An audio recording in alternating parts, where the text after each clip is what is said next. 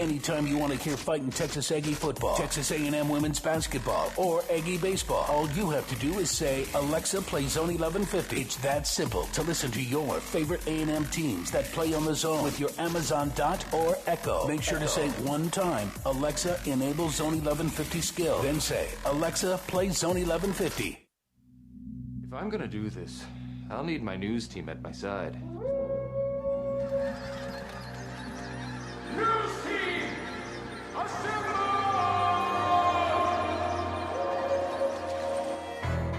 Howdy, Aggieland. Welcome to the SEC. Our program will be built on 4 principles in which I talk about all the time: toughness, effort, discipline, and pride. Dang it! I'm going to have to buy that boy cream cone. Now I'm distracted on my point. What were we talking about? It's bullcrap. All I care about is winning. Show me the dang baby. You do it till they do it right, and then you do it till they can't do it wrong. Go get him. Why are you dancing around? Eat him like he's a steak.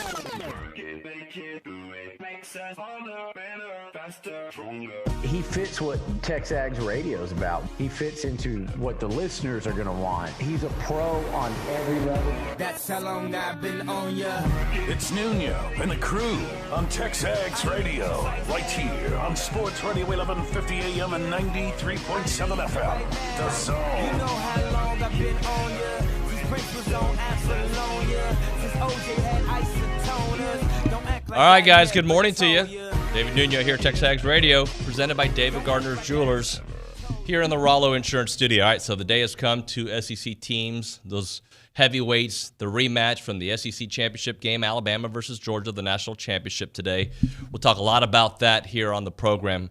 And as we talk heavily about that national championship, we must focus on that A&M men's basketball team. I would say a great performance against Arkansas. One of those games that we've kind of seen from them a couple times this year where they get real hot at one point. You think they're going to run away with it. Then it becomes a game with a couple seconds left. But they do end up beating Arkansas. We'll talk about that. Mike Evans, the GOAT, he's on the program as well. The Adidas All-American game where Smoke did his thing out there. We got stacked with guests out there. Not for a play on words. Billy Liucci at 9:20. Tom Hart with us at 9:35 to talk about the Natty and some college hoops. Dr. John Thornton more on Texas A&M. He'll be here in studio at 10:05. Buzz Williams at 10:35. Gabe and Olin, the go hour, the real go hour for a few minutes here at the end of the show. Gabe and Olin all back together. And with that, we begin the go hour with my buddy Olin Buchanan. Good morning to you, OB. Good morning. I can't say I'm very comfortable with the idea, the word, what'd you say, intimate.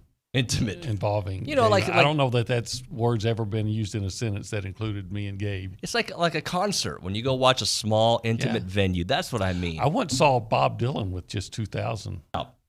While Gabe will not be in a gray hoodie, he'll probably be in a life preserver jacket. You're wearing gray. I'm wearing gray. And if we can point at the News and Social Center, Tomas Romo, also in a gray hoodie. Good morning, Tomas. Good morning, guys. I think we all just decided to wear gray today. I didn't get the memo, but it's kind of cool, huh? Me and you, David, look pretty similar with the little hoodie. I just got the jacket on, but don't flatter yourself. Yeah. I'm just kidding. Just kidding, Tomas. Just joking with you, buddy. So, OB, we'll get to Tomas here in a minute with some news. But, OB, national championship game. Mm-hmm. How are you feeling about this one? Don't know what to think. I suppose we're going to get into this later, but two best teams. Yep. It's hard to argue that.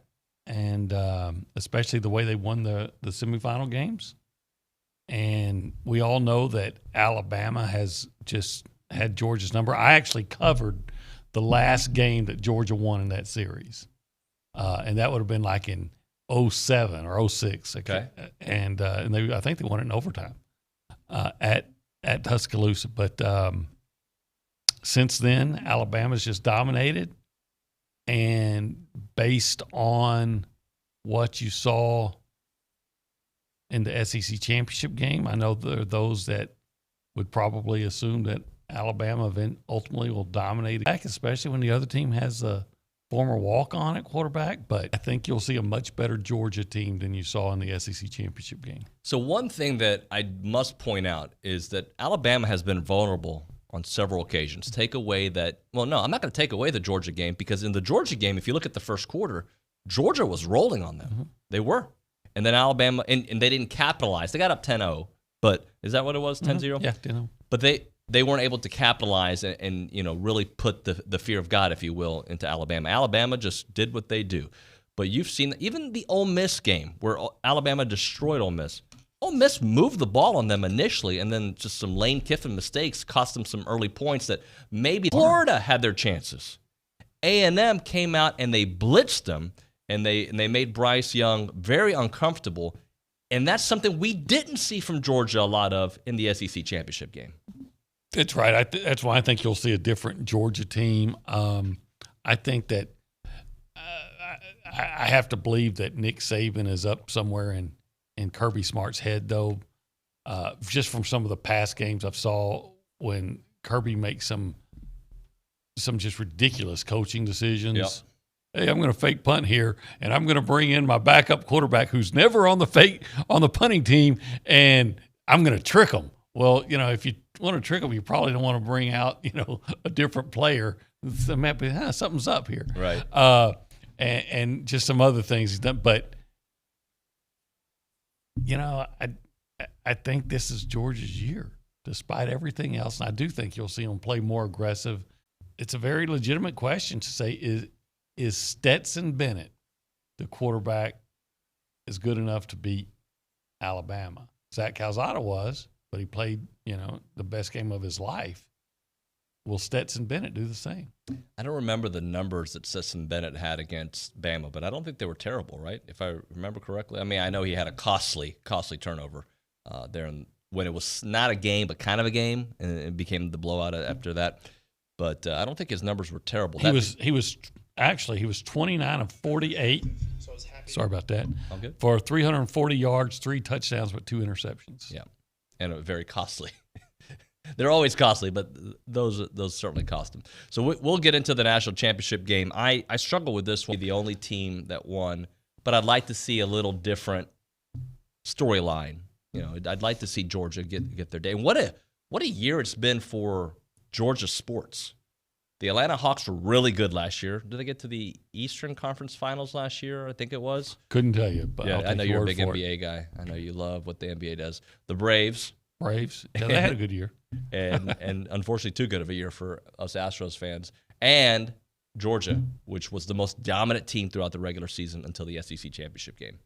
Yeah, I guess it has been a pretty good year for the people in Atlanta.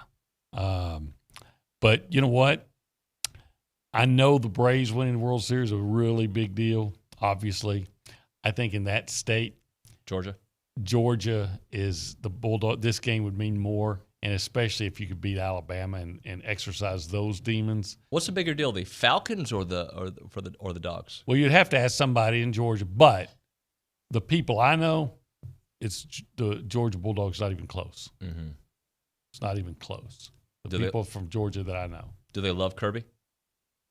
They will if he wins tonight. Yeah, I think they like him a lot, but there's now some uneasiness because of how the games, like this national championship game, and then the other time they had Alabama on the ropes. They've had him on the ropes a couple big calls. There's no cliche that close games are won on the sideline. Yeah, and they've been in those close games and with Alabama, and the better coaches made the moves that ended up winning the game, and it wasn't yet. Not sure if they love him. Well, you win a national championship, you'll get love for at least a year or two. Look at Ed O. They still love him there, don't they? I suppose they do. Yeah. They may, and give him a couple of years under Brian Kelly, they may love him even more. Yeah, exactly. The way things are going. If you want to be a part of the discussion, you can certainly do that. We have a question: who's going to win the Natty today, and why? I know it's easy to say Alabama, but there's a reason that Vegas has Georgia as the favorite in this one. So just give us your reasons. You can text the show 979-693-1150. That is the A&B text line. A&B, a College Station branch of the Amarillo National Bank. Good Texas banking. You can check them out at amb.com or call us on the BCSI hotline, 979-693-1150. All right, let's go around the room and say hi to the Zinger. Dalton, good morning to you, sir. The zinger, that's an interesting one. Well, you always have you've got this ability to throw these jabs, right? And or come in with a good nugget or a good stat. You've got zingers, buddy. You bring. I'm excited today that we have Dr. John on. It's I listened to him and Monaco do the game for a little bit on Saturday. He's a very smart basketball mind. I'm not. Well, so what are you smart at, Dalton? We're still trying to figure that out. I'm young, David. He does a good job. I don't have to know that yet. You're very good at what you do. What do I do? Apparently, that was a question on the board this weekend. Is what do I do? That was a question on the board? I gotta go to that. I need to find out. Maybe they'll have some information for me. It was a very stat night. With that, we already said hi to Tomas Romo. Now he's going to give us the news. Good morning, Tomas. Good morning, guys. I got 2 headlines for y'all. First off, Park wins Mexican women's amateur. Texas A&M women's golf. Amber Park won the Mexican women's amateur at the Guadalajara Country Club on Sunday. She shot a .293 en route to her second career amateur championship. Congratulations. All right. What else you got for us? Women's basketball falls to Florida in double overtime thriller. 4 Aggies scored in double figures, but it wasn't enough to pull out a win yesterday, falling 97-89. All right. Here's the part of the game that I didn't watch the game. I was following our TexAgs updates, and I appreciate our crew doing that. They were up, what was it, by 19 in that game? Is that right? I didn't see the game. I think they were up by 19 with not that much time left. And Florida goes on a huge run to close out the second half, and they win it in overtime. Oh, my gosh. Disastrous loss. I feel bad for that team because, they had a tough start to the schedule. Looked like they were going to get South Carolina next. Yeah. It looked like they were going to get their first SEC win. Unfortunately, that did not take place. Yikes. All right, when we come back on the program, we'll talk a little Aggie hoops. I want to get OB's thoughts. He was there in attendance. I was at Reed Arena as well. We'll chit-chat about how things played out and what this means long-term for this Aggie basketball team. Right now, a moment for the Association of Former Students. They've been around for a long time, over 140 years, and your financial gifts have empowered them to help out Aggies all around the world. They are here, they are there, they are everywhere, and they are everywhere. It's amazing when you go to their YouTube page and see their awesome human interest stories. You'll definitely find so many great stories that they have put together and all the things that they've helped out, and you've helped them do that by being a Century Club member. If you're not, it's not too late. Go do it. Go join the team. $100 a year, about $9 a month. You're going to get that plaque, the decal, and the Texas Aggie magazine, plus you're continuing the oldest, most inspiring tradition of Aggies helping other Aggies. To learn more about the impact of the association, make a gift, or get involved, visit aggienetwork.com/giving.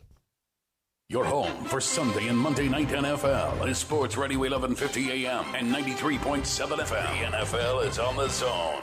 Our publications reach every corner of the Brazos Valley, and we want to partner with you in sharing your message with the community. You may recognize a few of our Bryan Broadcasting publications. Best of the Brazos Valley. Brazos Life, the annual manual. Welcome home, Brazos Valley. Brazos Family. Brazos Wellness. Brazos Valley Bride. Peace, Brazos Christian Life. With the combined power of 7 magazine titles, 11 radio stations, and digital solutions, Bryan Broadcasting Publications can help you be heard. Call 979-695-9595 to learn more.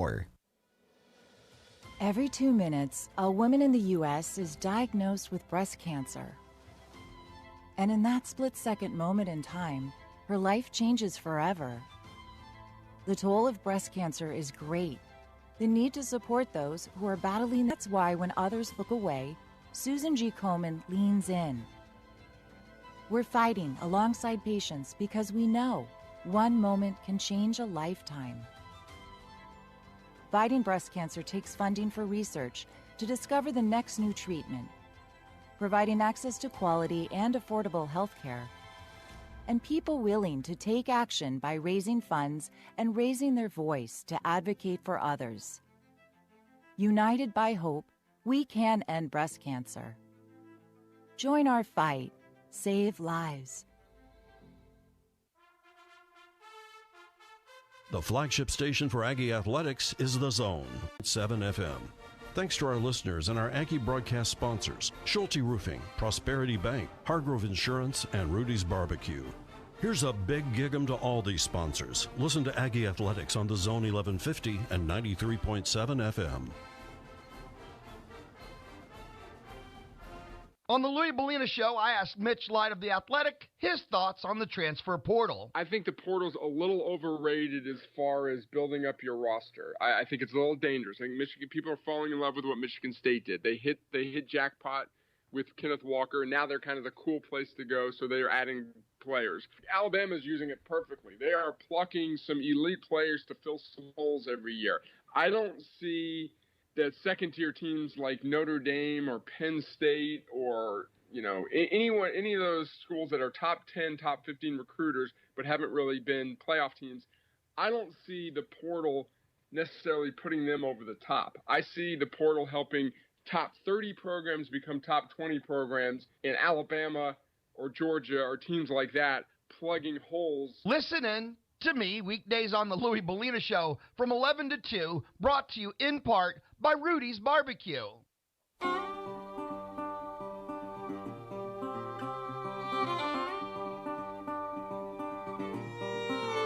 We are TexAgs Radio, presented by David Gardner's Jewelers, 911 University Drive East in College Station. Go check them out at davidgardnersjewelers.com. We're here in the Rollo Insurance Studios, OB, myself, for the Go Hour. And let's talk a little Aggie hoops. We're both at the game. Great atmosphere. Like, I was surprised when I walked in how many people were there. Not because I don't think this team's exciting people to watch, but the kids aren't back yet. But it looks like people are really believing in this team, and you could feel that atmosphere there. The players were talking about it afterwards. It was unusual. I remember a few years ago when A&M went to the Sweet 16, and they had a run of sellouts. So it wasn't to that degree, but it was the best atmosphere I've seen at Reed Arena in probably since then. About 8,000 fans, and they were into the game. Now, this team is fun to watch, and you don't know what you're going to get, right? Because they do some things really well, they do some other things really poorly, but they play hard, from start to finish. They have about 10 guys that are all of nearly the same talent level, and they're really fun to watch. And there's a lot of intrigue when they play. So hopefully, more people are starting to find out about them and are interested in what, their style of play, because they're a team that represents you well. They're not the most talented, but they're definitely gritty and determined. Yeah, I don't want to say they frustrate me, because they don't. They play hard, but the things that end up happening, I start forecasting what it's going to look like in 10 minutes when their opponent makes their run. Because in basketball, everybody makes a run typically, right? And they're missing these free throws early on, and I'm like, pfft. And they're getting in these rebounds, they're right there for the rebound, and they just don't get them, and it starts frustrating you. Yet they're calm under pressure, and that is something that if they are able to make a run and get into the tournament, or have a chance at the end, that's going to be why, because they know how to win games. Well, they've definitely shown it. They're good enough to build up 17-point leads, back-to-back conference games in the second half, and then they've had to make big shots to win, in the last minute. So there's a lot of things to like about the team, and it comes down. I think we're talking about it. They proved, they're good free throw shooting away from being good. I think they're going to have trouble all year rebounding on the. That's who they are. They're just a smaller team. Now if they can go out and have a good game where you minimize your opponent's offensive rebounds and second chances, understanding that they're going to get some. But Arkansas, think about that. Arkansas is a team that, even though they're struggling right now, they entered the season, got as high as number 10 in the polls. You played a team that has been ranked as high as number 10 in the country. You gave up 20 offensive rebounds. You barely shot 50% from the foul line and didn't do that until the last 15 seconds. And you won. And that's what I mean with this team. You just don't know what to expect from them. They're shooting three-pointers, which they never could do before. Yep. They're minimizing. I mean, they had 13 turnovers, which isn't great, but it's for A&M, it's not too bad. And they're driving and dishing, and sometimes they are able to move the ball around to get the best shot, and sometimes they turn down good shots for worse shots, but for the most part, they're making the extra pass to get a good shot, playing good team basketball, play really good defense. So, they're intriguing. They're intriguing. Here's the thing about them. They struggle scoring, but they've put up 80 several times this year. But they don't struggle scoring when they attack. And what I mean by that is when they are getting shots off early in the shot clock, when they are playing the lanes and their defense is creating offense, they can score. They pass, they can hit the three. Where they struggle is when they try to, in the half-court set, when they're passing way too much and they're settling for bad shots. That's where they struggle. And teams that shoot a lot of threes, even the good shooting three teams like A&M is, are going to go through their lapses offensively, and that's where Arkansas was able to claw back in because A&M's offense kind of stalled. They went into more a not a defense mode, not a prevent defense, if you will, but they just weren't as active offensively. And the defense does create a lot of their offense. They were holding the ball till the end of the shot clock, and it was creating opportunities for Arkansas, who then would conversely attack the rim right away. And Arkansas was getting to the free throw line sometimes on some calls I was kind of scratching my head at. I think the smart thing to do at that, the way they, in the situation they were, was to slow it down and work some clock. I've seen teams with big leads that are taking shots, 10 seconds into the shot clock, and if they're missing them, then the other team gets in. So I think what they were doing made sense, but you got to make the free throws. I think what when they go into some scoring lapses is A, they're not reliable at the foul line. B, A&M doesn't, even though Henry Coleman's really coming along, I don't think yet they've proven they have a consistent inside scoring threat. And then and Buzz likes to give me a hard time about this, but I still don't think they have that one guy that alpha that when you need to score, you say, okay, we're just here's our guy, we're going to get it to him, and we're going to count on him to give us that one clutch basket. Yeah. But they have a whole lot of guys. Well, I think that one guy could eventually be Wade Taylor. But look at Quentin Jackson. 16 points, 3 assists, 2 steals, 2 Comes turnovers. out and hits a big old three-pointer when maybe his coach doesn't want him to take the shot. No, yes. Yeah, but by gosh, I'm going to take this shot and I'm going to make it and, and clinch this win. Well, it was a huge victory for them. Look, I'm intrigued. I don't know. Again, we're going to be talking about this team for a while, all season long. Are they a tournament team? Are they not? But the way they have started makes you believe that, look, the SEC, I don't want to say is wide open, but there are teams losing that I expected to win. Who was it? Was it Bama fell to, who was it, Missouri? Missouri. Okay. Yeah. So does that mean Missouri is not going to be a cakewalk, or does that mean Alabama isn't as good, or does that just mean this is the SEC and things are going to happen? It probably means all those things. Yeah. All of those things. And it's the SEC. Things are going to happen. Buzz has been trying to convince us for weeks that the SEC is going to be better than it's been in a while. I'm skeptical, but it wasn't that long ago, and Auburn was a Final Four team and South Carolina was a Final Four team, maybe not in the same year, but and then Kentucky's always Kentucky. So you've had some, Tennessee was doing really well. So you've had some really. I don't think that game was close either. If I saw the score, I think right. they won by double digits if I remember correctly. Yeah, but it might have been one of those games where you play 18 games and everything.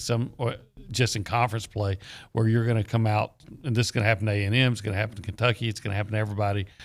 LSU, where you just come out and you're not ready for whatever reason, and you have a bad day, and if you're not on top of your game, you can lose, and that might score. I'd like to see Arkansas get hot again because it will look good for A&M. Yes, right? it will. Because they were, as you mentioned, the 10th ranked team. Wisconsin, pretty legit team. Notre Dame's got some nice victories this year. Just keep getting these wins, though. They came in, if I remember correctly, they came into conference play at 11-2. 12-2. 12-2. Okay, so if I think maybe you might be right, it might have been 11. Okay, can this team go 500 in SEC play? I guess they were 11-2. I would think now you're aiming higher than 500. I think you get two wins. I think you should at least hope that you can go 500 from now on, right? And go 10-8. 10-8 would be huge. But I don't think that's what you limit yourself for. But I think that'd be something that you say, okay, now let's see if you can go 10-8. Are there any games that you look at on their schedule like, I mean, we talked about this before the show. This is the kind of team that can beat anybody, but can lose to anybody. But again, they can beat anybody. So are there games on your schedule like, I don't know about Kentucky. I don't know about Auburn.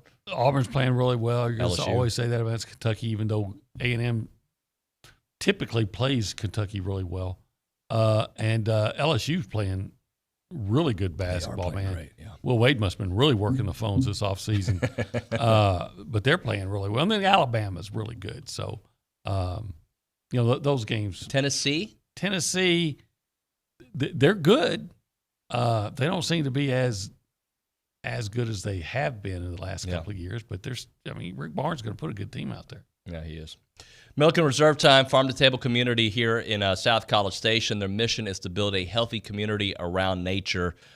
They are dedicated to the conservation and a healthy community. They've done that for a long time, and it's the kind of place you want to go visit. Many of you I've heard from or thinking about relocating to the Brazos Valley, coming to College Station. Take a look at Milk and Reserve. If you're out there, beautiful homes. It's just a great, great community out there.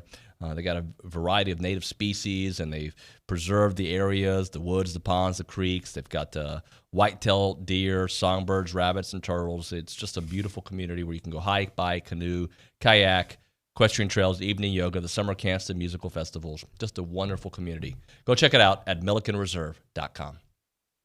I'm Chelsea Reber with your community calendar on The Zone. The Brazos Valley Museum of Natural History has raffle tickets currently on sale for beautiful jewelry in honor of Field of Dreams, a tribute to Randy French. Contact the museum for more information. Loss of a Spouse is a 2-hour seminar for people grieving a spouse's death. It will be held Sunday, January 23rd from 4 to 6 p.m. in the library at Peace Lutheran Church. There is no cost to attend. Blend Theater Troupe presents The Revolutionists Performance 5th.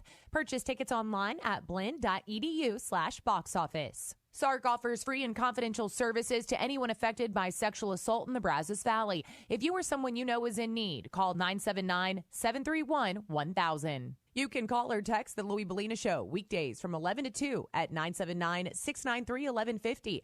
Visit with Louis on the Smoothie King hotline or win a Rudy's gift card and other great prizes by calling 979-693-1150. I'm Chelsea Reber on The Zone. Hello? Ma'am, I'm with Governor Beto O'Rourke's gun confiscation unit. I need all of your firearms immediately, or we'll be forced to search your home. But what about my Second Amendment rights? What about them? Don't believe this could happen in Texas? Take Beto's word for it. Hell yes, we're going to take your AR-15. It's not voluntary. It is mandatory. Beto and Biden want to fundamentally change Texas and America. Their socialist policies would take away your guns, leave our southern border open, by deploying the National Guard. He signed constitutional and Trump endorsed Governor Abbott for re-election. Vote on March 1st. Governor Greg Abbott, securing the future of Texas. Political ad paid for by Texans for Greg Abbott. If you have a debit card, you're used to spending money. But what if your card actually ended up earning you money? That's not down like normal banking. Well, guess what? We're not a normal bank. So contact A&B today and ask for Kasasa or visit ANB.com. Equal housing lender, member FDIC. You can hear the college football national championship game, Alabama versus Georgia, Monday starting at 6 on Sports Radio 1150 AM and 93.7 FM. And it's all presented by T-Mobile, the official 5G sponsor of the SEC. It's Alabama, it's Georgia, it's the Miami Vice. Does that sound right, T.O.B.? I never watched Miami Vice. You never watched Miami Vice? No, I didn't. No Crockett and Tubbs. Well, those were back in the days when I was working. I'm probably in Longview, so I was working from 2 to midnight. Yep. And so I didn't watch TV for years. Miami Vice was one of those shows that I told people I watched, but I don't think I really watched, 1983 maybe? Yeah. Unfortunately, I was not. You weren't a child? No. You were a teenager. TexAgs Radio, presented by David Gardner's Jewelers here in the Rollo Insurance Studio. Need to get to some text messages. Let me do a couple of little pop culture things. Did you hear about Bob Saget passing away yesterday? I did. Yeah, that's. I wonder what's going to be found out about that. I heard that there was no sign of any kind of drug use or anything nefarious. Yeah, no foul play. But he was a young man, 65, right? 65. That's too young. And he did a show. Obviously, he was a pretty dirty comedian, but his persona on Full House was of this clean cut, awesome American dad. That show came back, the Fuller House. I don't know if you ever watched that. My kids checked that out. They were saddened to hear that. Yeah, it is sad. I know who he was. I remember he was making fun of himself as a character, playing himself on Entourage. Oh yeah. But I think there's a lot of guys out there who can be a nice, wholesome dad at home and have dirty words, a derelict away. Yeah, you know any? One or two. One or two of those guys. The other bit of pop culture that I wanted to bring up that maybe this will hit a chord with the young people in the back. Did you ever watch The Fresh Prince of Bel-Air? I've seen that a couple times. Did you like it? I did. So Will Smith was great. That's where he started off with his rap career with DJ Jazzy Jeff, but that show really kind of changed his spotlight and became a really big Hollywood actor. His oldest girl cousin was kind of Hillary. Really pretty. Hillary's a good-looking lady. Yeah. So, but they're doing a remake of the show, and he's the executive. I just caught my attention on Twitter. They're doing a remake on Peacock. It looks a little bit more dramatic than a comedy. Is it the stale Prince of Bel-Air now? Well, it's a remake. No longer fresh. It's weird. Like sometimes I like remakes. I don't know if I want. But the Uncle Fresh Phil's Prince. dead now, right? It's a new. Everybody's new. Oh, everyone's it's not new. Will Smith. It's not Will Smith. It's like a young guy playing him. A new Uncle Phil. A new Hillary. A new mom who changes every 3 seasons on the show. So that's out there as well. Let's get to the A&B text line real quick, and we'll start off with let's see where I want to start. Roland in 92. Born and raised in Atlanta, Georgia. UGA is much more popular than the Falcons. Braves are a close second. Yeah. So along what you thought. Dave in Temple says, I'll hedge my thoughts. The SEC should win the Natty. Anyone want to take that bet? That's a safe bet. So I'll ask you, OB, who is the best player on the field? Well, it depends on who has the ball, right? Sure. Or not. It's probably Will Anderson. Okay. Who's the most impactful player in the game? Bryce? Could be. I think Jamison Williams is, especially with John Mechie out. But what if Jordan Davis gets in there and just wreaks havoc at the line of scrimmage, and Alabama's not able to run the ball? Well, that's kind of where I was going. Georgia, and I expect they will, takes a page out of what Auburn did, right? Because with one less dynamic playmaker, with Mechie out, right? They put all their attention on Jamison Williams, or they completely stop the running game. What does that do, especially if they attack? I don't know. I mean, it's all the things that Georgia has to do to be successful. I think you can look and see what A&M did. I think you can look see what Auburn did, and try to take some notes or look at what you did and understand. Okay, this isn't going to work.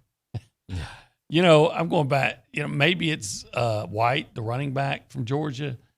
If he's not productive, can you count on Stetson Bennett being productive? Is George Pickens going to be able to play now at a level that he normally plays at? All those things. But the best player is Anderson. Maybe though N'Kobe with Robinson. Can you get in there and a guy like N'Kobe Dean or again Jordan Davis, whoever, having a lot of success and keeping them? I'm talking about Alabama. From running successfully, because I think they did before. Well, and Brock Bowers, that guy. He might end up being the best of that group. He is. I mean, what an impact he had for that he looks offense. like he's ready to play in the NFL right now, and he's got heck of a good hands. He 52 catches. He led the team in receptions. Yeah. 52 catches, 846 yards, 12 touchdowns. True freshman. And he can line up anywhere. He's just a stud. Kind of makes me excited about what the A&M offense could look like with a dominant couple of freshman tight ends coming in. And A&M, quite frankly, I know that even the burning bush Lucci would tell me to pump the brakes, but I'm very optimistic, looking forward about A&M at the receiver position. Sure. I think next year's the year when, like a guy like Demas is going to go from being, a productive guy to being a star type player. And I think Anaya Smith's already there. So, and we're going to get more from Anaya next year, different ways. I think, and with more consistent quarterback play, those guys. And then when you look at all, the amount of experience and then incoming talent I just think the receiver position looks like it's going to be really good. And then you factor in the tight ends and what A&M has done with first-year tight ends before.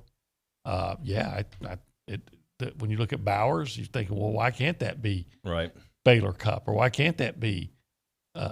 Is it Jason Johnson? Jake Johnson. Jake Johnson, yeah, or Donovan Green for that matter. God, it's going to be so much fun. So I probably need to. We need to go back to Alabama here in a moment, but and Georgia.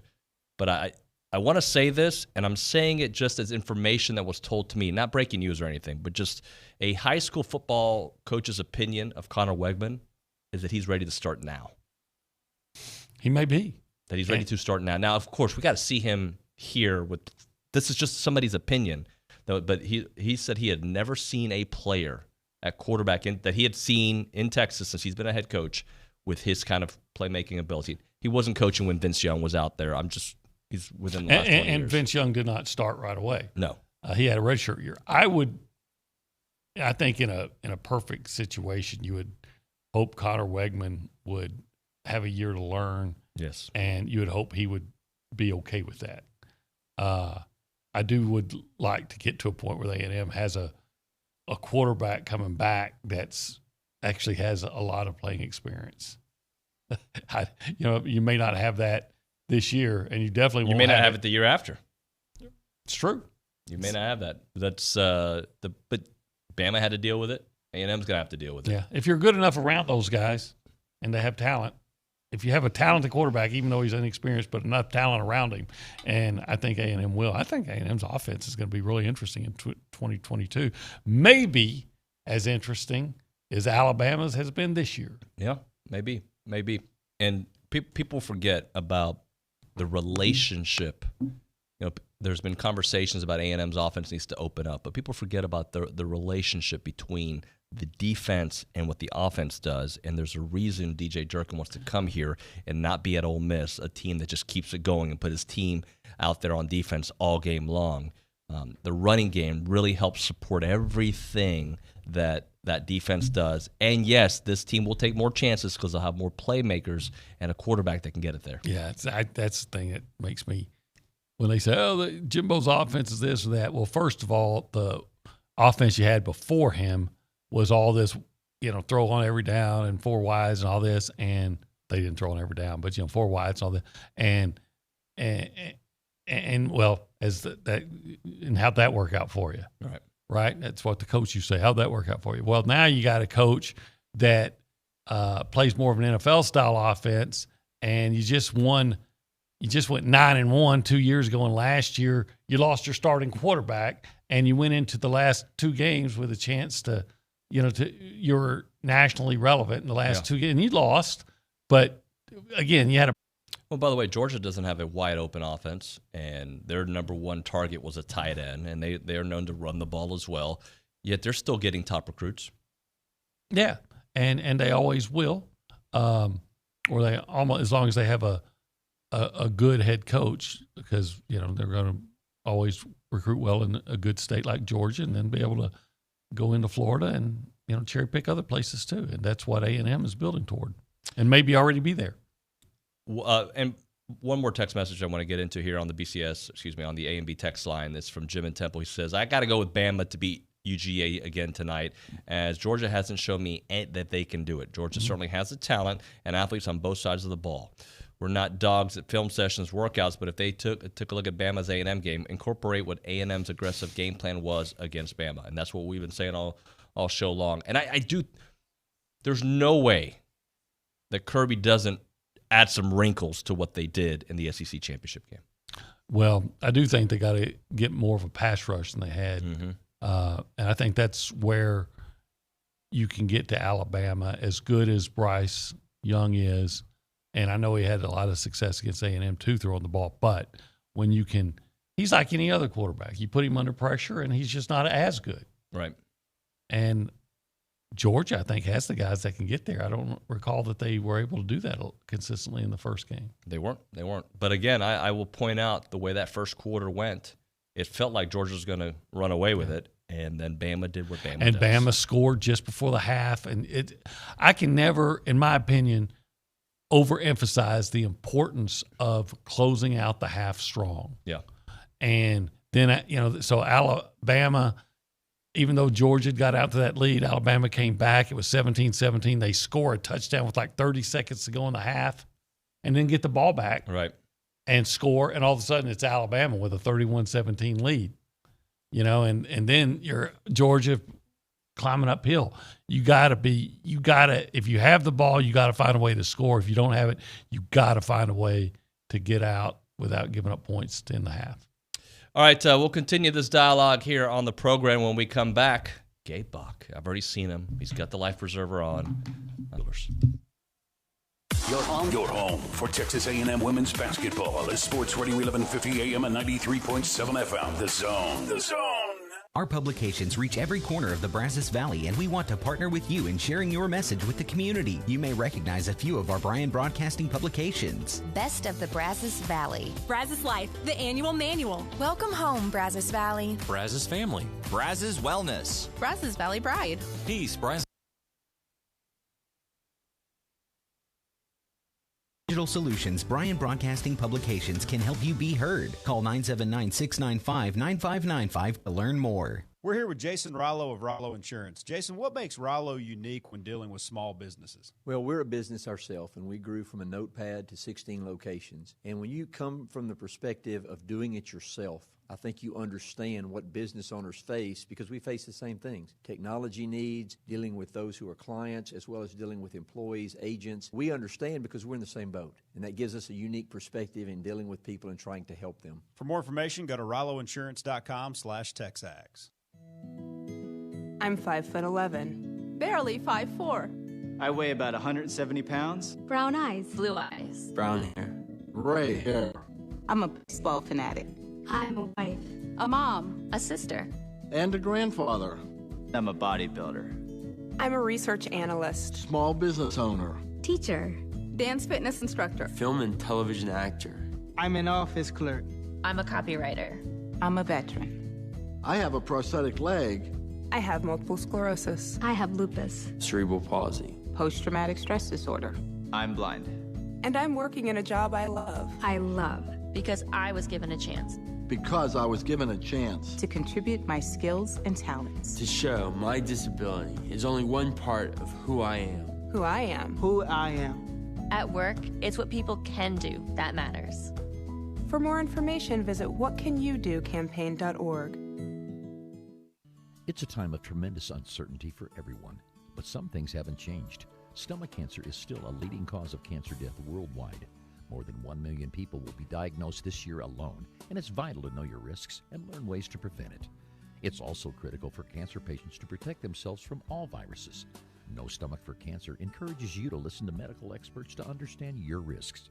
Find out more about COVID-19 at cancer.gov and learn more about your risks for stomach cancer at nostomachforcancer.org. Start your sports day with Keyshawn, J. Will, and Max, powered by WC Tractor. Weekday mornings from 5 to 8 on 1150 AM and 93.7 FM. Or just tell your smart speaker to play Zone 1150. WC Tractor is your local award-winning Kubota and New Holland dealer. Call them with your questions at 1-888-8-TRACTOR. That's 1-888-8-TRACTOR. Or check them out online at WCTractor.com. Rise and shine. Weekday mornings from 5 to 8 with Keyshawn, J. Will, and Max from ESPN Radio. Powered by WC Tractor. Here on The Zone.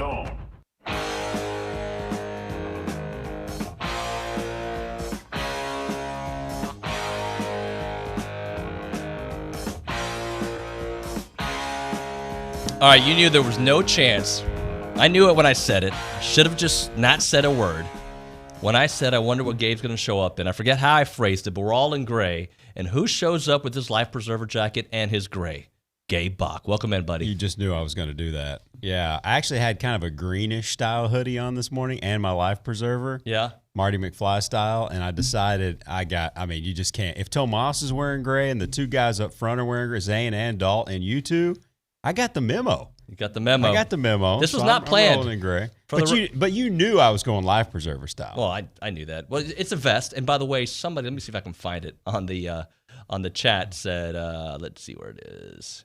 Basically, somebody said they want you to start selling that on the website. It was good stuff. So welcome into the show. Well, I'll tell you, Olin Buchanan, it's been tomorrow will be 7 months since my last show. And the last time I've been in this studio, talking into a mic with my man OB, we spent 8.5 years doing this. This is as close as I've ever sat to him, though, and I'm a little bit uncomfortable because he's got longer arms than you think. Well, Sucker could hit me with a left jab really fast if I get out of line. But OB, I counted it up, 213 days, and that should surprise you not. Well, I was just thinking, we're talking like what? Did you leave? Because I just thought you're on an assignment? Vacation. Yeah. Another vacation. And Nuno, you ready to slide over and let me take my spot back? What, Nuno's staying? Hey, I take 2 days off for New Year's week, and people are like, you can't take time off. I'm like, come on now. I heard Gabe took some time off. Oh, yeah, absolutely. Oh, you got plenty of stuff built up. Nuno, you take off whenever you want, my friend. You take off whenever you want. I'll see if Josh and Brandon we don't have HR here. You just take off when you want to. Okay. Well, that's true. There's no doubt about it. Man, I tell you, it's good to be back, though. And it's interesting how fast years go by. Mm-hmm. Sometimes days go slow, years go really fast. This Saturday will mark that 1 year from when I called Billy randomly and told him we needed to chat and had that conversation. I mean, it just like 2 days later, he calls you. We're at the year mark. Yeah, we are. Of this whole process. My wife and I were going through that the other day. Just like, can you believe it's about to be a year from that first conversation? And that first conversation from my end, it was like, this ain't happening. No. And it happened. You didn't think you could make it happen. I didn't think I could happen. I didn't think it was going to be possible, but it ended up working out. And it really did. You're on TexAgs quite a bit. You took a month off, but you're back. Oh, yeah. I kind of like this, though. All this conversation, but I didn't think it could happen. There was no way it could happen. I think I'm going to have to go in and ask for a raise. I'm thinking, well, why was there no way it could happen, and then why did it happen? Exactly. Well, we had to remove somebody. How you been, OB? How's my man Q doing? He's doing well. I know he's got accepted almost every college in the country. Yeah, there's one big one that we're still waiting to hear from. Is it across the street? It is. Okay. It is. I told him once. I said, and people that know me know I don't like to spend money unless I have to. I'm the same way. I said I would love to give you the money to buy your Aggie ring, but I may have to give him money to buy that Tennessee ring. Or that Mississippi State ring, we'll see. Exactly. But he's still waiting on the dogs too. He's waiting on Georgia and Florida. He's rooting for. He'll root for Georgia tonight, no doubt about it. But don't have time to get into our picks. But just Gabe, you've been watching college football. I know differently this year. You've been able to probably take in a lot more because you're doing it from home. Well, let's not make any secrets where I'm going here. 4 weeks ago, Nick Saban, and I know they got off to a slow start, but they steamrolled Georgia. About 10 minutes left, 11 minutes left in the game, this thing was completely over. It was a dominant performance. Last I checked, Lucas Oil Stadium still indoors. The field's still the same width, same length. Just a month ago, and you still have Nick Saban there. I feel like Alabama's going to beat Georgia pretty handily. I mean, I'm thinking about 10 points. And when we come back, too, because I know we're doing pick-ems, but I graded the picks.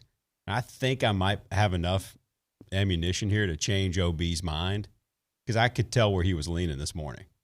I'm leaning that same way. I think he's leaning Georgia. And I think I'm going to change his mind to pick Bama. Well, there's the smart pick is Bama just because, again, you look at what Nick Saban has done previously in rematches. Yep.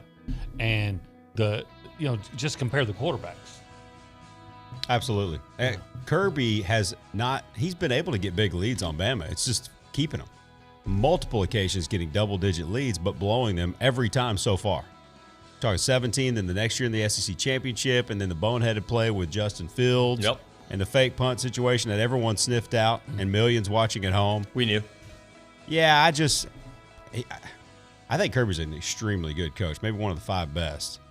He's not Nick Saban's level, not yet. He's not Jimbo's level. Hey, he wins tonight, he's going to be in that conversation. Kirby knows the blitz this week. Okay? We're breaking? Yeah, I think I was off on the Olin, time. I don't think as much about playing him a second time. I think it's more about he didn't have Mechie this week. He might not have both corners. I think that's a huge factor, though. Hold that thought. We'll continue it here on TexAgs Radio, presented by David Gardner's Jewelers.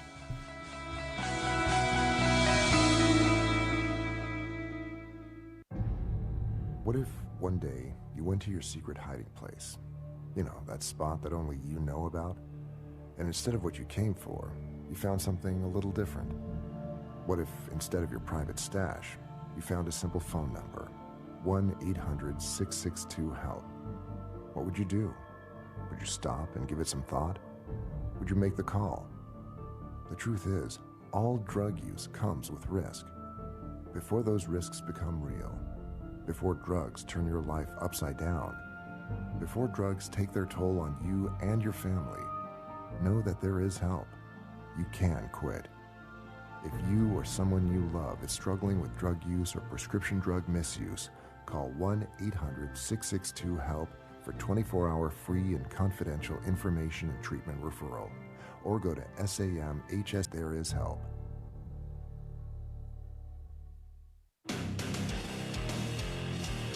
Listen to The Zone on 1150 AM, 93.7 FM, RadioAggieland.com, or you can tell your smart speaker to play Zone 1150. Listen to The Zone wherever you go. This is KZNE College Station Bryan.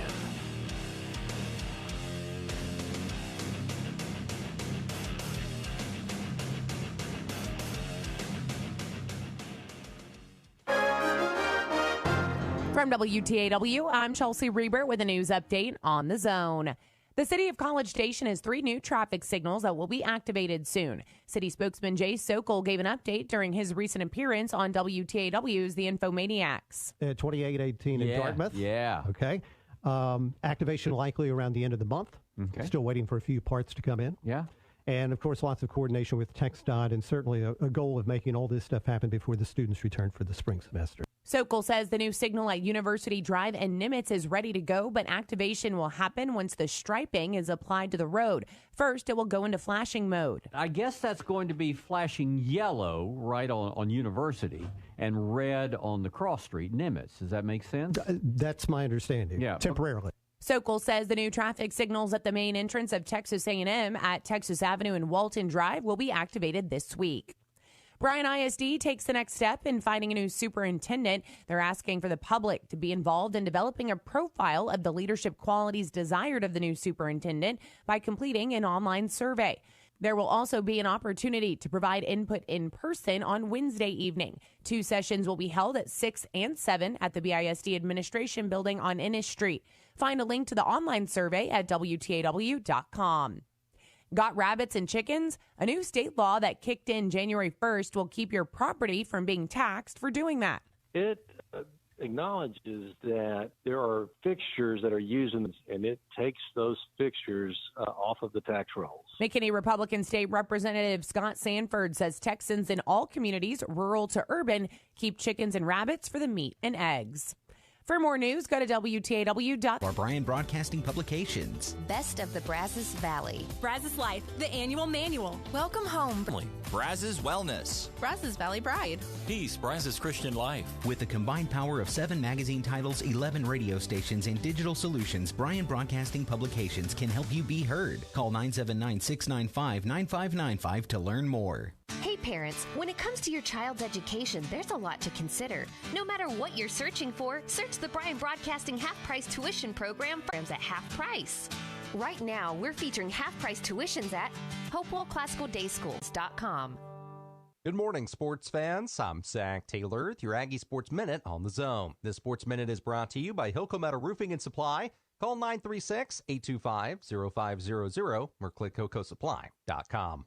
A heartbreaker for number 25 Texas A&M women's basketball yesterday as the ladies were done in by Florida 97-89 in double overtime. Coach Gary Blair after the loss. As a coaching staff and as a basketball team, we lost our composure during the ball game in the first half as a coaching staff, and that's on us. I've got a great bunch of kids that we played too one-dimensional out there on the court. Instead of went in the second half before the Gators came storming back With the loss, the Maroon and White fall to 10-5 overall and 0-3 in SEC play. Get more of Coach Blair's take, as well as Buzz Williams for the guys. Tune into the Coach's radio shows tonight from 6 to 8. Aggie women's golfer Amber Park has won the Mexican Women's Amateur at the Guadalajara Country Club. The Allen, Texas native finished 5 over en route to her second career amateur championship. She defeated Mexico's Corey Lopez and Arkansas's Kajal Mistry by 1 stroke. And that's been your Aggie Sports Minute, brought to you by Hilco Metal Roofing and Supply. On The Zone, I'm Zach Taylor. Listening to The Zone on your Amazon Daughter at any of your favorite A&M teams, anytime, anywhere, with your special friend, Alexa. Step 1, and only one time, say, Alexa, enable Zone 1150 skill. Then anytime you want to hear your favorite host or teams, all you have to do is say, Alexa, play Zone 1150. Make sure to set it all up and say, Alexa, enable Zone 1150 skill. And listen.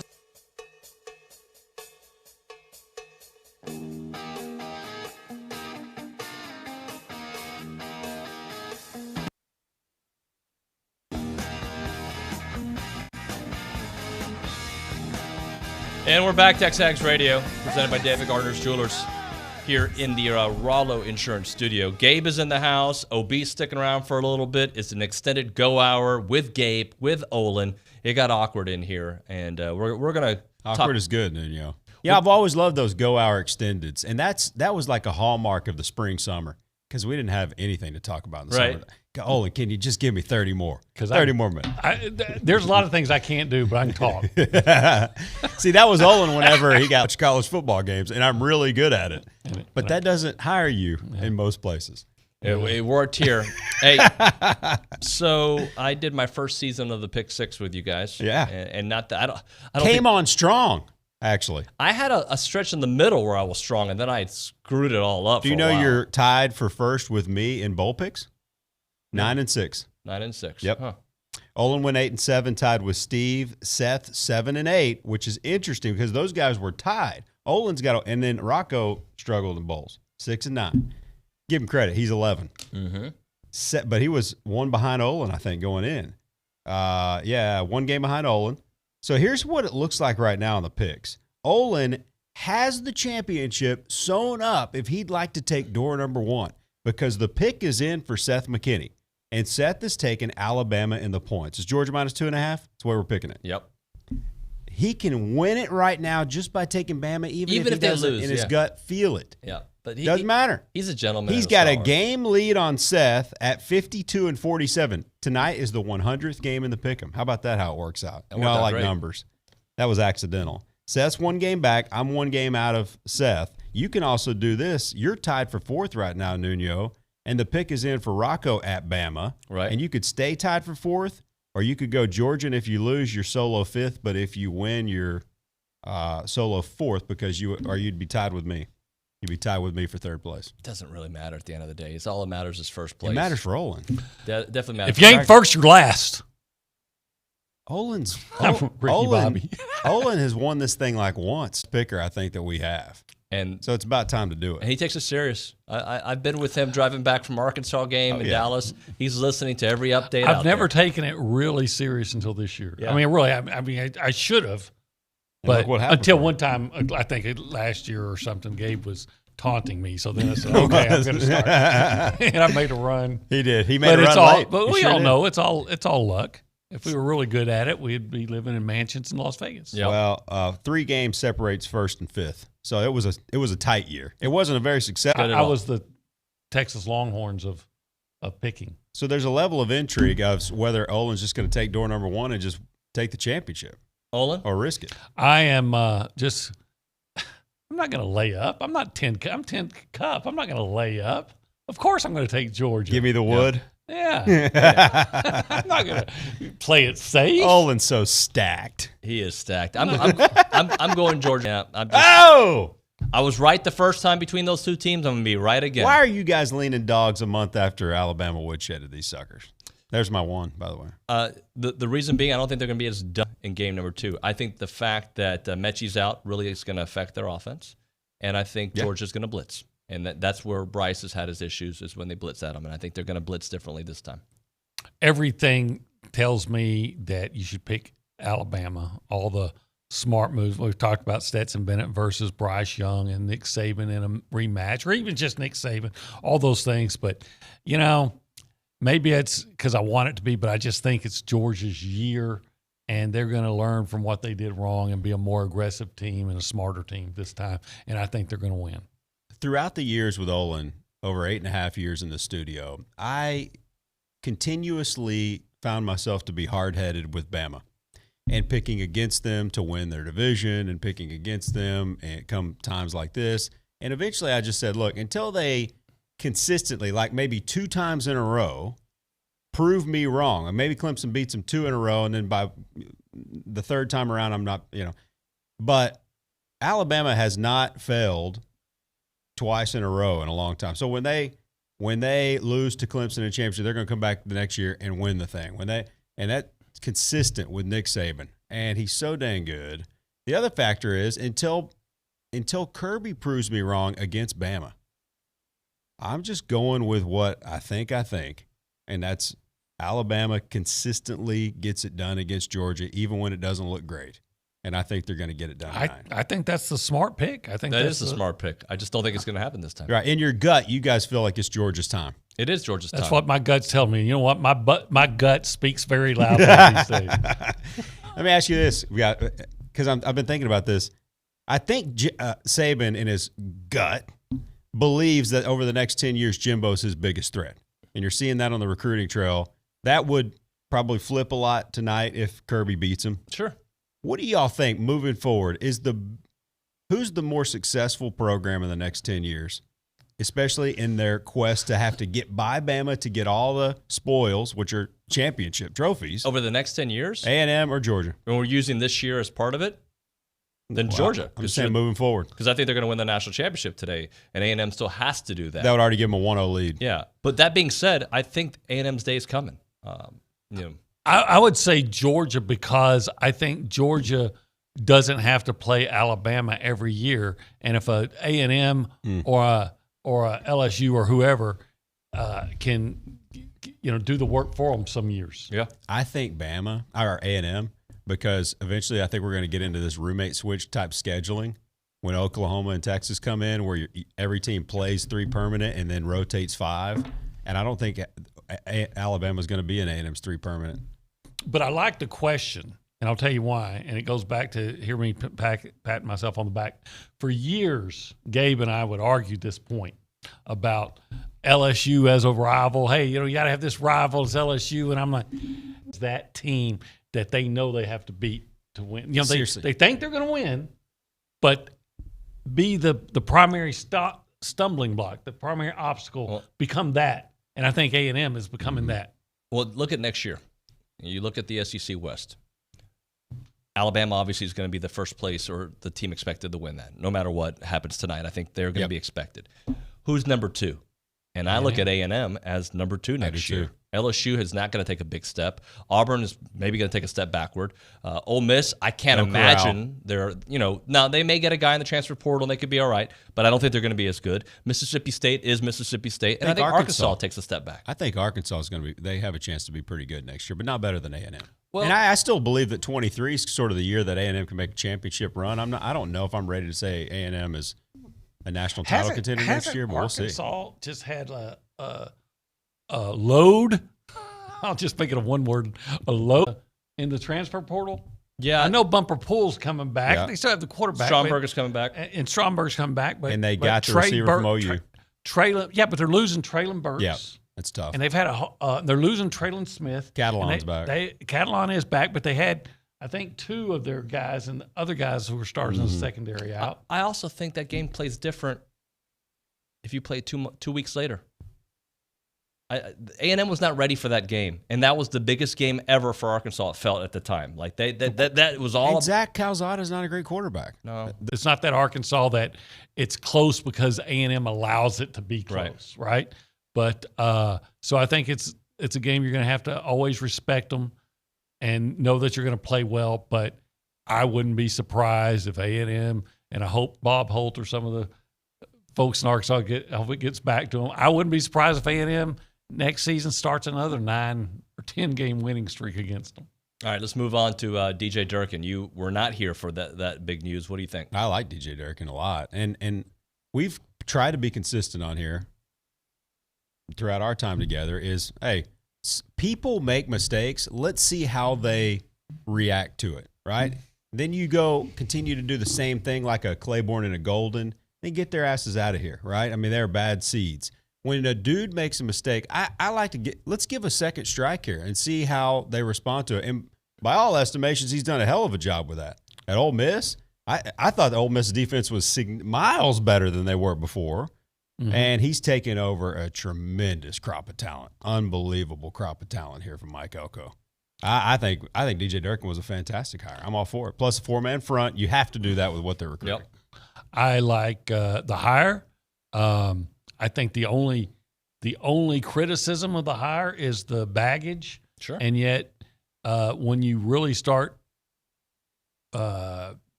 reading about, and he wasn't there, he wasn't present when the strength and conditioning coach. Now he could have told the strength and conditioning, look, be hard on him, and the guy might have, obviously took it too far.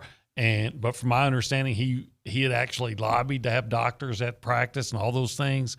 And again, he wasn't there when that happened. So there's a guilt by association. I understand that. Since then, he's I didn't hear an uproar when Ole Miss hired him. Nope. Exactly. How can Ole Miss hire him and then all of a sudden it's an issue when A&M does? I didn't hear an uproar when LSU hired Brian Kelly at all. Right. Exactly. Was that maybe it was out there? I didn't see it. Brian Kelly created his own uproar with his accents and whatnot. Well, Brian Kelly, and I'm not saying,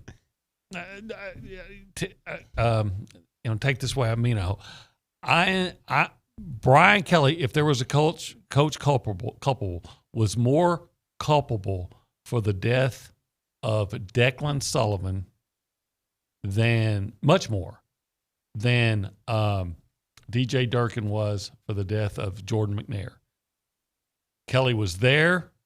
He knew it was windy. He told the manager, go up on this, what do they call it, a scissor lift? Yep. So he actually told him to go up that. Now, did he mean to put the guy in harm's way? Of course not. No. But he was at the practice. He was there when he told the kid, go up on in a windstorm to go up on top of this thing, and then it fell over, and the young man passed away. Is Lucci next? Yeah, he's coming up. I know Lucci's next. So, look, obviously, how could you not say incredible things about Anais coming back? Just wanted to point that out. Fired up I think the receiving corps could take a huge step forward. It's interesting to see if they do something in the portal. And then I'm intrigued by basketball now. Dude. I don't think there's a pro on the roster that I know of, but I think there's a whole bunch of different guys pieces that fit together. It seems like they really, really like each other. When you play team defense like that, I really like this team. I made this comment a couple of weeks back. They remind me a lot of one of Kelvin Sampson's first teams at the University of Houston. And the reason was they weren't recruiting like they're doing now, but they were getting a lot of dogs in there, right, for lack of a better term, that just could grind out victories.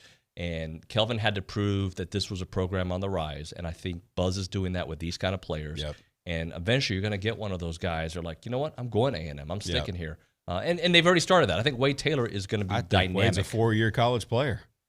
You got to have a good guy that's a tremendous college player that doesn't already have an eye on the NBA. And I would doubt he would. I think he's a tremendous 4-year college player. I really do. Who might have a chance to play pro ball as he develops. Gabe, absolutely. Thank you, brother. This was fun. Was it? With punching distance, never got jabbed. No, That's no good. jabs. Good to have you back. Not done yet. Good to be back with you. That was the most awkward. Do that again. It just doesn't look right. There we go. Okay, you're back. You're back. You know Olin's going to do the Tough Mudder with me, right? Yeah, I'm going to try. I don't even know if we're going to get to do it. Because you know what? That'd be amazing. Hopefully they make the NCAA tournament. We can't do it. Oh, there you go. But we got to train for it. I don't know how much time we have left, but this is what I have to say about this basketball team. So, made a deal. Going to chaperone my son and some of his friends down at South Padre for spring break. Okay. Right? When I made the deal, I was thinking I don't have to worry about the March Madness or anything. Right. Now, I actually had to come home Saturday night and say, look, we got to rethink this, because when is that? Spring Mid-March. break. I don't even know. Mid-March. But I know usually this. it's conference championship time. It was one of those times I was thinking, okay, look, we're going to be able to do this. Not going to worry about it. Now I said, hey, you probably need to find some friend of yours to go. Yeah. Yeah, I absolutely love that you have to worry about the clock and I don't. So Isn't that great? All right, thank you, Gabe. Appreciate that. Hey, OB. have me back with OB. This is awesome. Thank you. We'll do it again. All right. It is TexAgs Radio. When we come back, Billy Lucci on a mobile. The Luch next. Billy Liucci assembled his version of the Avenger, David Nuno. On TexAgs Radio on the Zone. Guess what, Aggie Land? Big Shots Golf Aggie Land is now open. That's right, Big Shots Golf is now open in the new Travis Bryan Midtown Park. Tee it up in the climate-controlled tee boxes with virtual golf games, scratch kitchen menu items. You could be arrested. That is not the Social Security.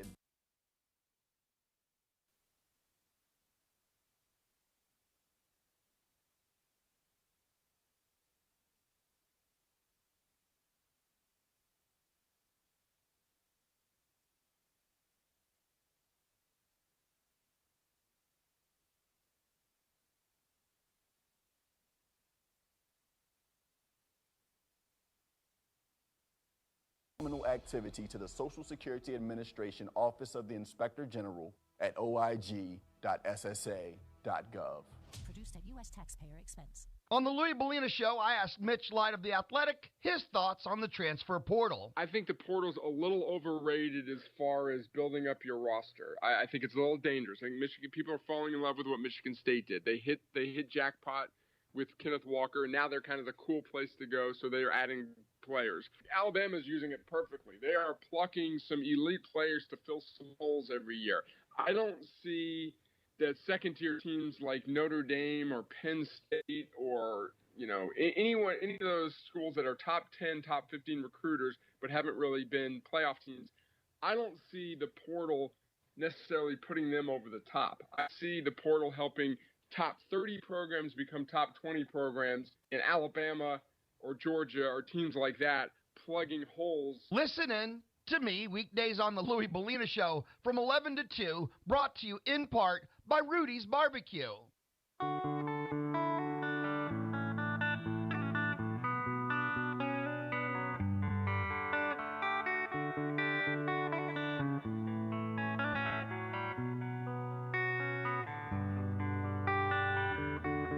Please come now, I think I'm falling. It is TexAgs Radio here on a Monday, National Championship Monday. We're presented by David Gardner's Jewelers here in the Rollo Insurance Studio. Let's go straight to the BCSI hotline. We're joined by executive editor and co-owner of TexAgs, Billy Liucci. What's up, man? How are you? I'm good, bud. I'm good here. You missed the romantic 30 minutes of Gabe, Olin, and myself. Must-listen radio. Yeah, unfortunately, I did listen. Oh. So I would refer to it as must not listen, but I did. I heard it. I heard it all. I was on the road driving, so heard the whole kit and caboodle. Are you wearing gray? No, I'm not. Okay, just making sure. Just I did not join the party. All right, just making sure. Just making sure. What's going to happen tonight, man? I lean towards siding with you on this one. It's hard to pick against the better QB. It's hard to pick against Nick Saban. But I watched that play out at Kyle Field earlier this year, so I know it can happen. I watched it almost play out in Auburn. I definitely know it can happen. That was even a more extreme example with TJ Finley, the guy Auburn brought Zach Calzada in to beat out. And I don't know about if he'll beat out Demetrius Davis or whoever else they bring in, but Calzada's better than Finley. But Auburn got after Bryce Young and that Alabama offensive line even more so than A&M did.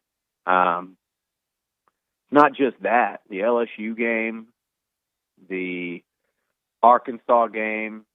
I've seen this Bama team challenged and pushed to the brink more so than any of Saban's teams. And there's just a part of me that I look at Georgia's defensive front and their linebackers, and I expect them to come out tonight and hold that Alabama running game in check. And they didn't do that last time. If they can do that, I think, I know Bama didn't have Williams after that targeting late in that game. Or no, that was the Auburn game. Yep. But without Mechie and just that one real threat, I know they got other guys that can make plays. But, man, I think it starts for Georgia with stopping the running game. And if that happens, Bryce Young's really good. We've seen Bryce Young put up big numbers, but also struggle, like against A&M. That he threw for like 360 in that game, 340, something like that. Had a hell of a game, but he struggled with the pressure. He threw an interception. He just, on that key drive where they had to keep the ball to try to win it.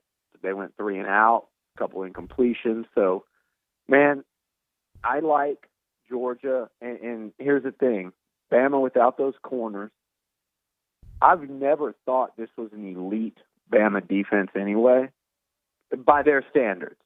I'm trying to think. They're probably still the second best defense in the SEC. Like if you actually just had to pick teams to play against, I don't care what the numbers said. If you were 1 to 14 and said who would you rather play against, they might be the 13th out of 14 that you'd say. But with injuries at cornerback, Georgia's offense, even with Stetson Bennett, is better, I think, than people give them credit for. They're not the Georgia's offense from a couple years ago. They can hurt you through the air. Michigan found that out. The tight end's incredible.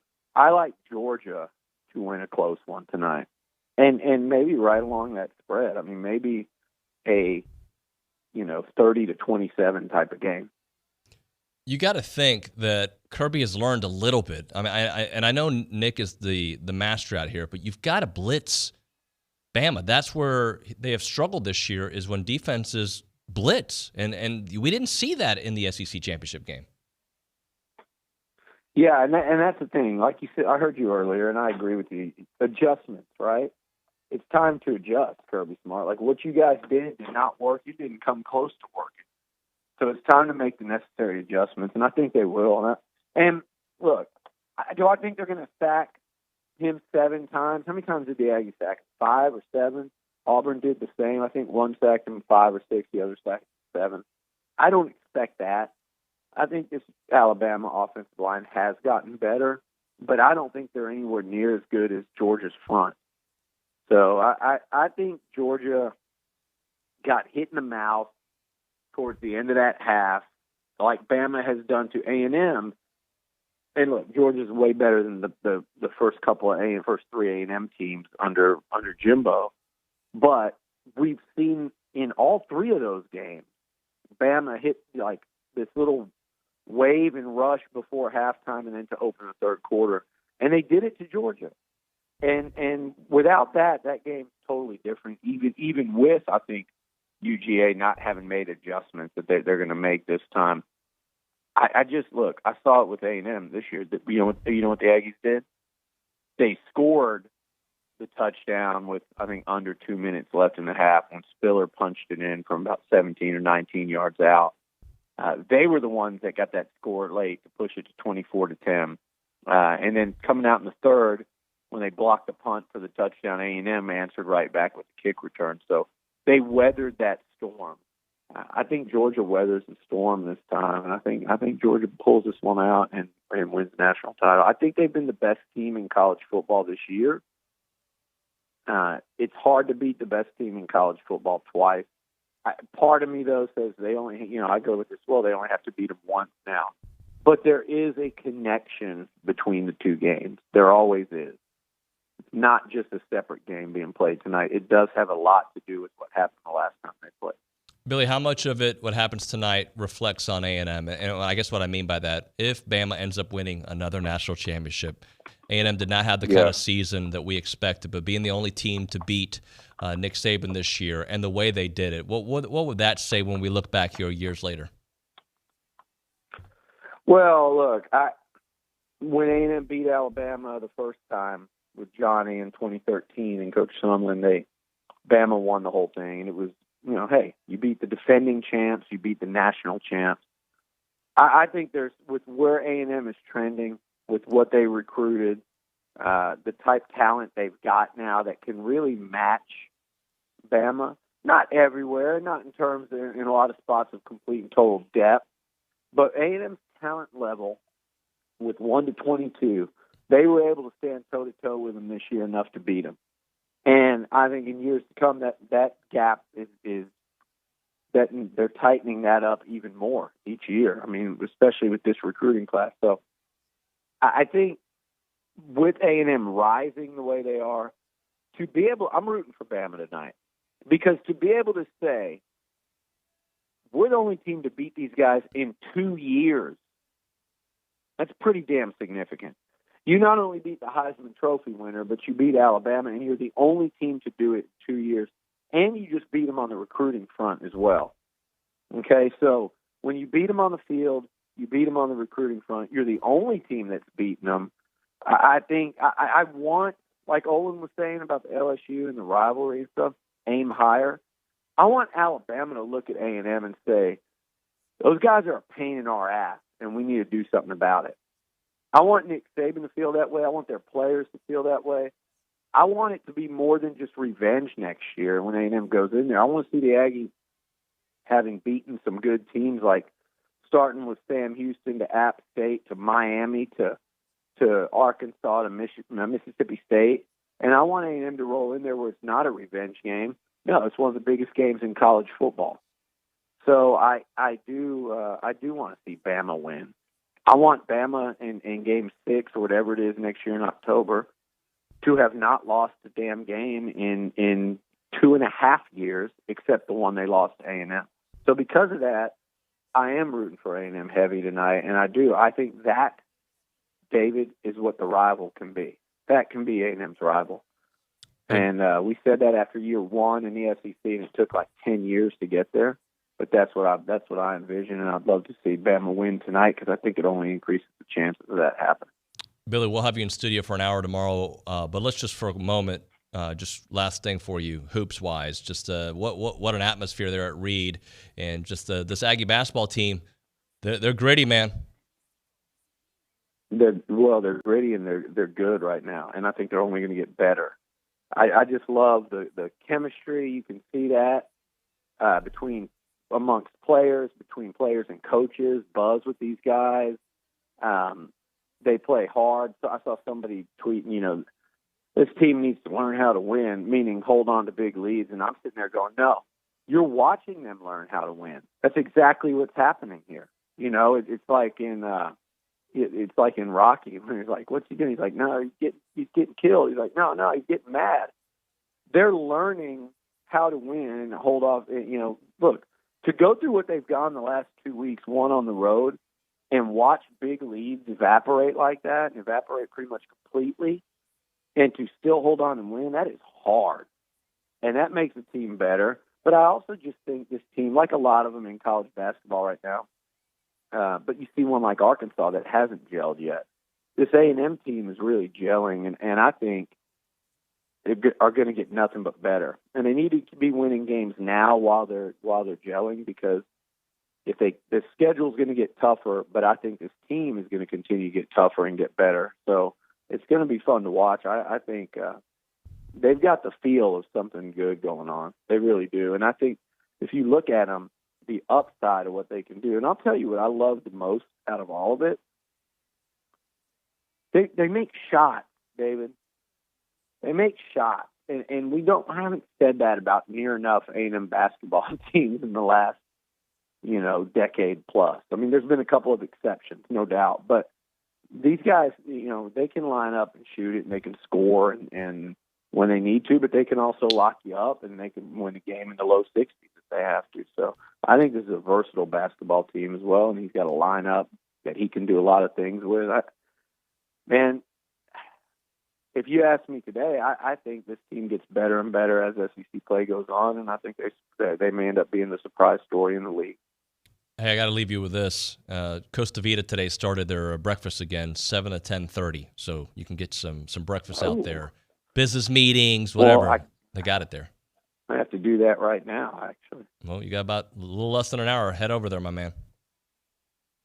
All right, buddy. All right, man. Talk to you.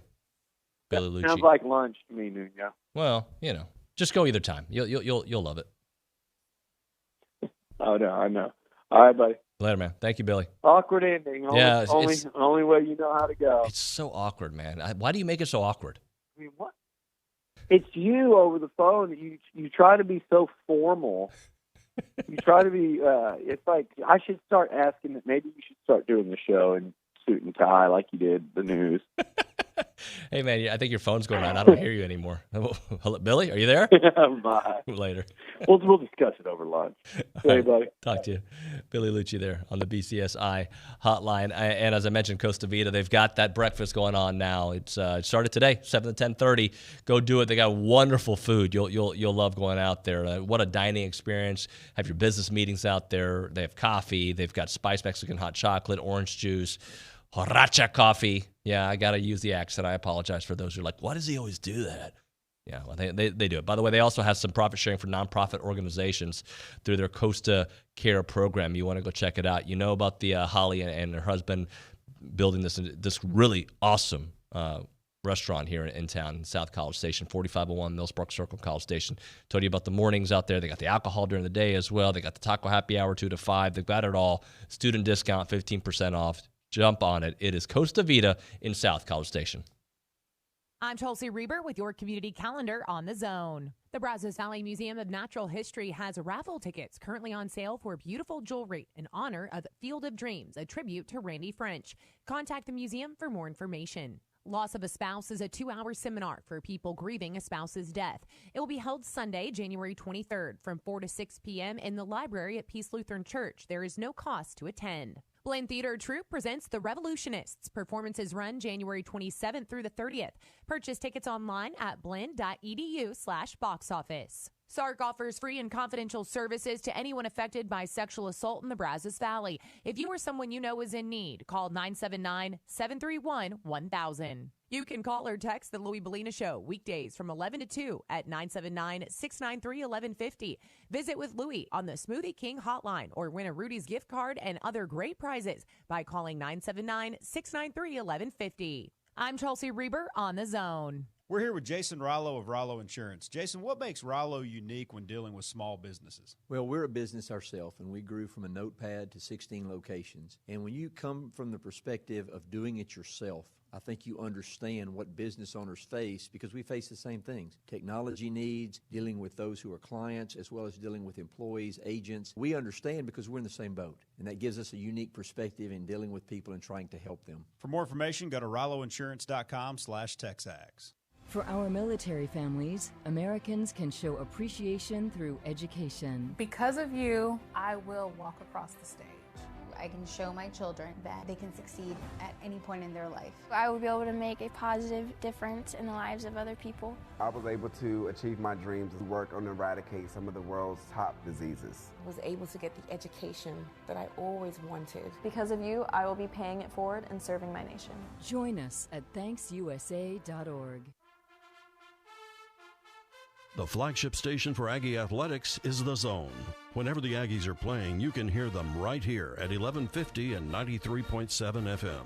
Thanks to our listeners and our Aggie broadcast sponsors, Pioneer Steel, Gulf States Toyota, and Amarillo National Bank. Here's a big gig-em to all these sponsors. Listen to Aggie Athletics on The Zone 1150 and 93.7 FM.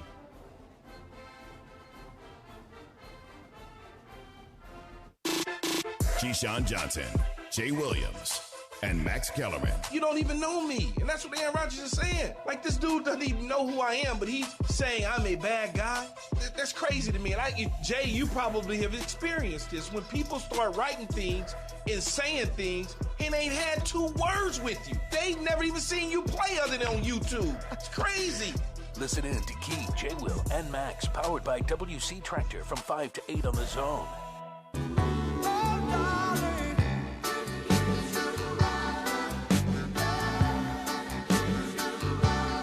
Michael McDonald? Is that what I'm hearing? I don't know. I don't know anything about music. TexAgs Radio, presented by David Gardner's Jewelers.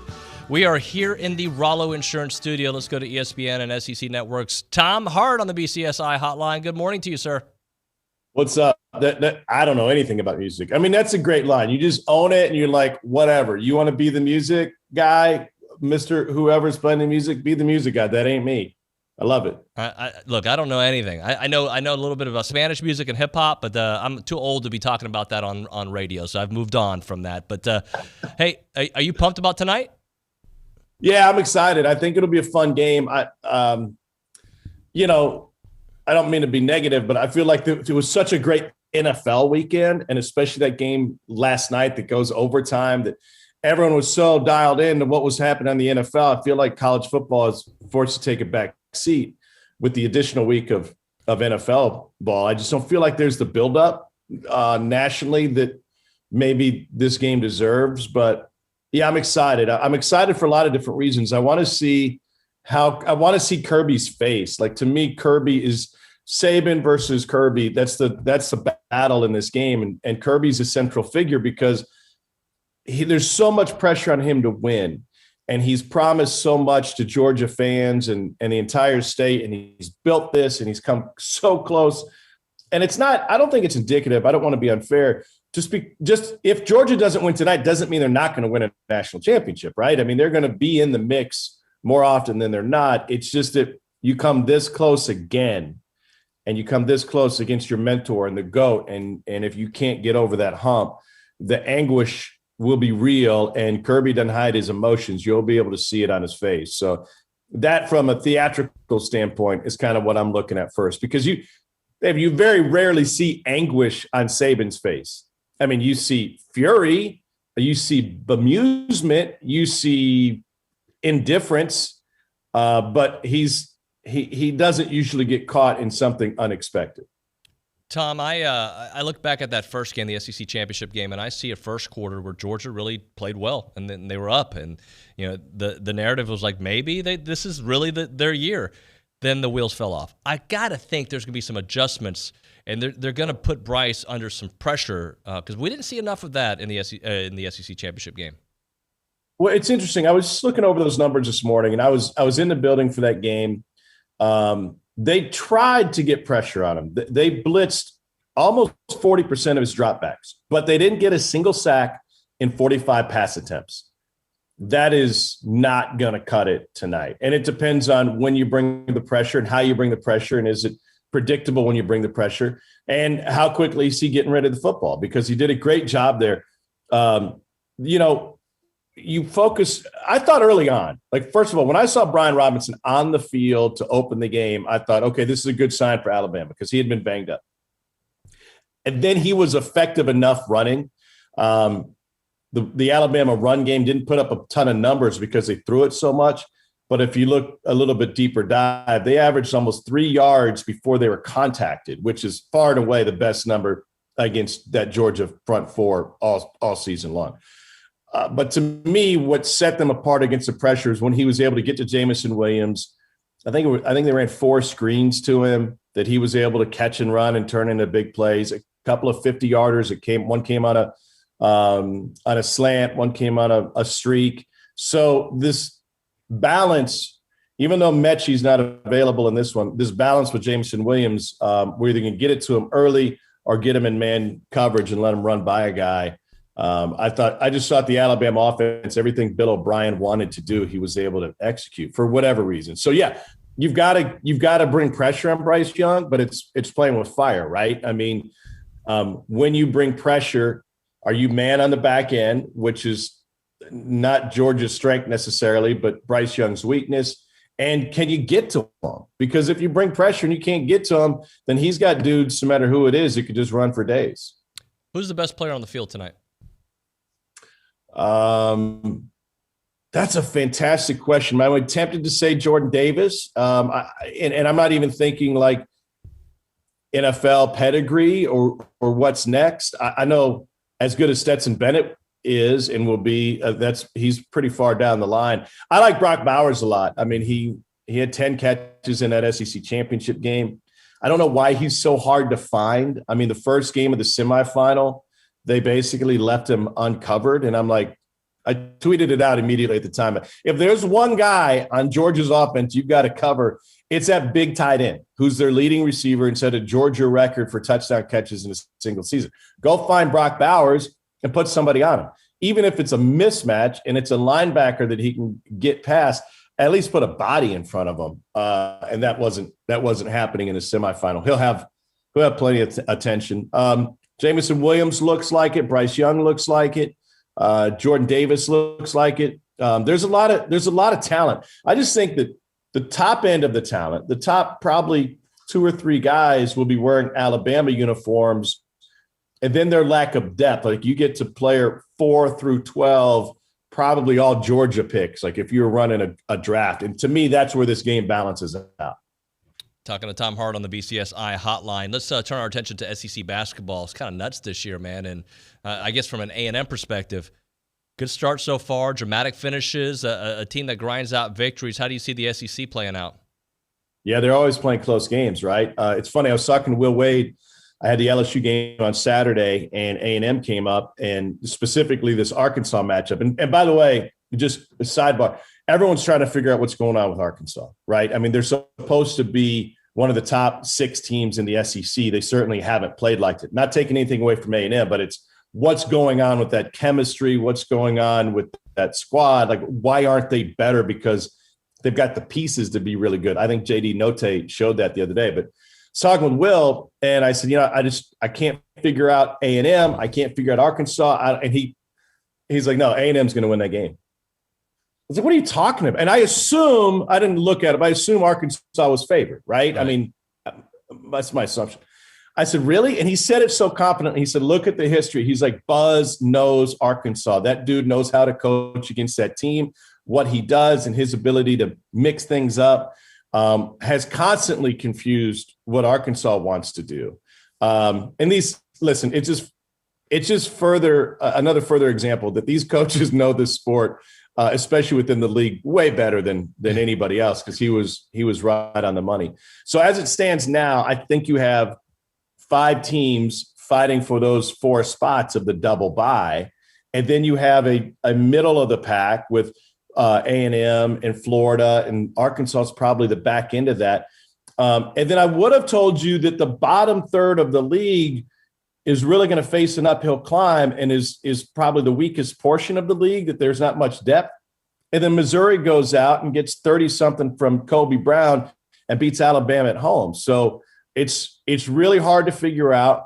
I think, and I haven't run the numbers, I think what we're going to see this season that we've already seen somewhat is a better home court advantage than we've seen in some time. And what does that do? When you have a bad home court advantage as a league, that means that you have a couple of elite teams that never lose on the road, right? If a team goes undefeated, they don't lose on the road. If you get a couple that never lose on the road, that skews the numbers. If you've got a good home court advantage, that means bad teams are winning home games. I think that's what we're going to see this season. And it's probably, hypothetically, obviously, a result of nobody playing in full gyms last year, right? I mean, you have freshmen and sophomores and even some juniors who've never played on the road in these environments before.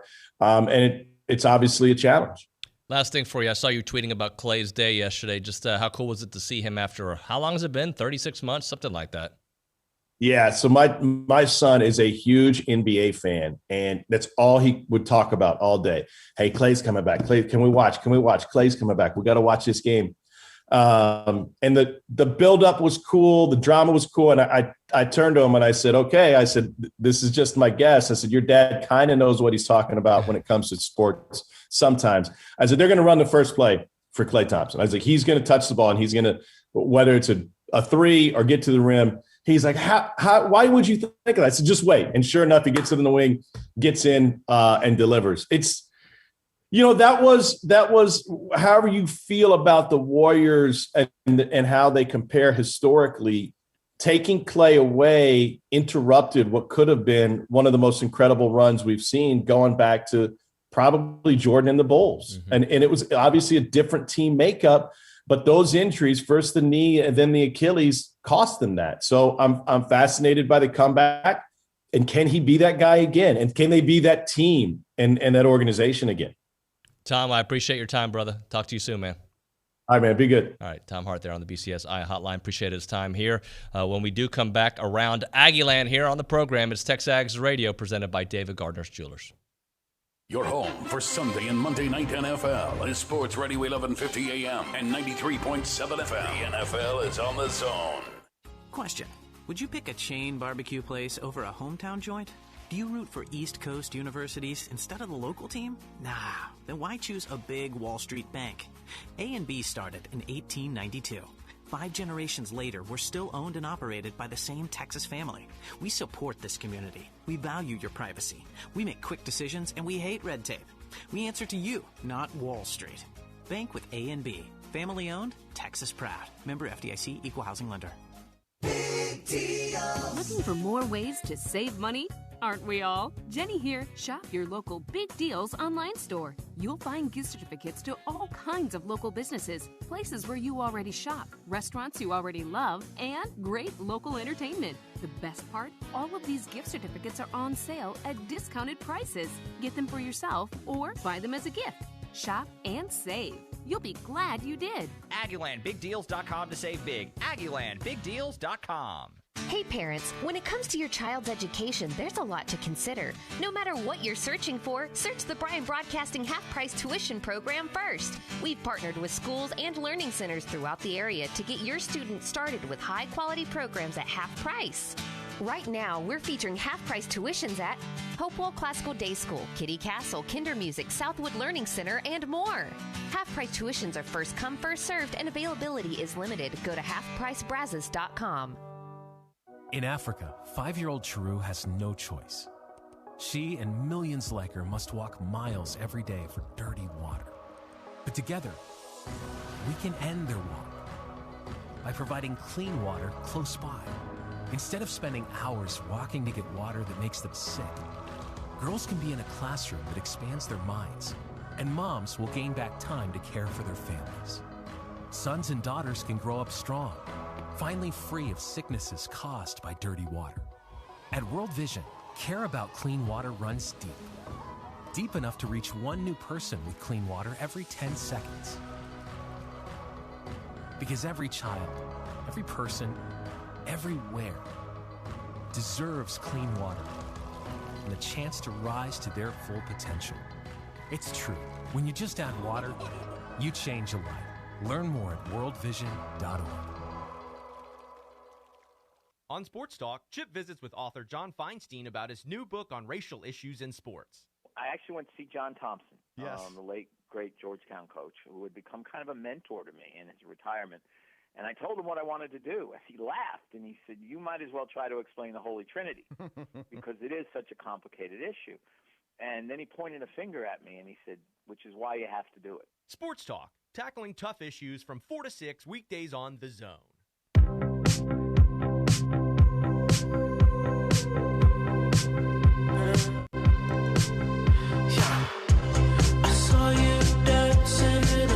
TexAgs Radio, presented by David Gardner's Jewelers here on the Rollo Insurance. Is this the weekend? This is the weekend. He's got a new album Well, out, actually, right? today's Monday. Well, this is true. New album, I think I saw. I like The tweet. Weeknd.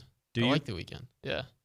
People hated him at the Super Bowl last year. I don't know why. So I mean, because they hate everybody at the Super Bowl. My roommate at the time, one Kyle Zabadal, like fell in love with that song after the Super Bowl. Like Yeah. I would hear him humming it around the house every now and then, just because of that Super Bowl performance. The Weeknd's awesome. Were you one of the ones that was very upset with J-Lo and who was it? Shakira a couple years ago? People were mad. I was not upset, not in the slightest. All the Spanish music at the Super Bowl. I don't think that's why they were upset. The dancing? The gyration? I wasn't upset with that either. Hey, by the way, it is TexAgs Radio. We are presented by David Gardner's Jewelers here in the Rollo Insurance. It's we'll get to your text messages on the A&B text line and the BCSI hotline. But Mr. Richard Zane with us for Around Aggieland, presented by Norman G. State Bank. Norman G. State Bank, rock solid banking website, normangstatebank.com. I'll give you a second to smile. You had a good football day yesterday. I did have a good football day yesterday. The Lions won and proved that they are infinitely better than the Green Bay Packers. The Detroit Campbells. At least yesterday. They were good. Yeah, I mean, there's signs of hope in Motown. So I love Dan. I'm excited. Yeah. It feels weird going into it feels much better going into the offseason with a win rather than a loss, even though a loss would have given us the number 1 overall pick. But it's not like there is a high profile quarterback in this year's draft that they would need to take it. I mean, there isn't, as of today, there isn't one guy that's a for sure number one pick. So. Exactly. Time to rebuild on the defensive line and look for a wide receiver with that Rams pick later in the second round. Davis Mills, baby. Texas don't need a quarterback, at least for a few months. You guys are good for a while. Well, I don't know. At least a year. We'll play it by ear. What do we got going on in around Aggieland? Man, the biggest storyline is obviously Buzz Williams' team, right? They won their 6th consecutive game on Saturday, beating Arkansas 86-81. Now, A&M had as big of a 17-point lead in the second half. We're like, A&M's going to cruise, win by double digits. Arkansas fought back, needed a clutch Quentin Jackson three-pointer with 34 seconds left. He finished with 16 points to lead A&M scores. 5 Aggies in double digits. Henry Coleman with 14, Andre Gordon 13, Tyrese Radford with 12, and Wade Taylor the fourth with 11. Free throw shooting was atrocious, but Hassan Diarra and Marcus Williams hit the last 4 clutch free throws to seal the deal. 2-0 in SEC play. They are just one of 2 undefeated teams in the conference. Auburn's 3-0. That's A&M's first 2-0 start in conference since 2015-2016. Wow. 6 seasons ago. So they'll be back at Reed Arena looking to go 3-0 in league play when they host Ole Miss on Tuesday night. Tip-off scheduled for 7:30 p.m. Central Time, and that'll be televised on the SEC Network. On the other side, though, the women struggling to begin SEC play. They fell to Florida yesterday in double overtime, 97-89. Kadasha Hoppe, 25 points. Kayla Wills had 23. Florida outscored A&M 19-10 in the fourth quarter to force extra time. Tough stretch will probably continue as they travel to Columbia on Thursday to face number 1 South Carolina, 6 o'clock Central Time tip-off, also on the SEC Network. Congratulations to graduate student Amber Park for winning the Mexican Women's Amateur at Guadalajara Country Club this weekend. She earned herself an exemption into the 2022 U.S. Women's Amateur, which we played on August the 8th through the 14th at Chambers Bay and University Place, Washington. A&M women's golf will begin their spring slate on February 21st at the Icon in Humble, Texas. And the last thing I got going around Aggieland, Mia Ponte is going to be representing her home country of Canada. She's been invited to the Women's Under-20 National Team Identification Camp as that team prepares for the 2022 CONCACAF Women's Under-20 Championships played in February, March. Thank you very much, sir. Of course, Papi. I appreciate it. By the way, gray. Tom Hart had on gray. It's very monochromatic here in this office today. Did you see Tom Hart, though? Tom Hart. Same thing. Everyone's in on the vibe. Except Billy. Of course, didn't want to play games. All right, when we come back, Dr. John Thornton in studio. How about that? Buzz Williams at 10:35. It's going to be a fun one. I appreciate everybody listening here on a Monday. We have a full hour to go here on TexAgs Radio. Every 2 minutes, a woman in the U.S. is diagnosed with breast cancer. And in that split-second moment in time, her life changes forever. The toll of breast cancer is great. The need to support those who are battling the disease today is even greater. And that's why when others look away, Susan G. Komen leans in.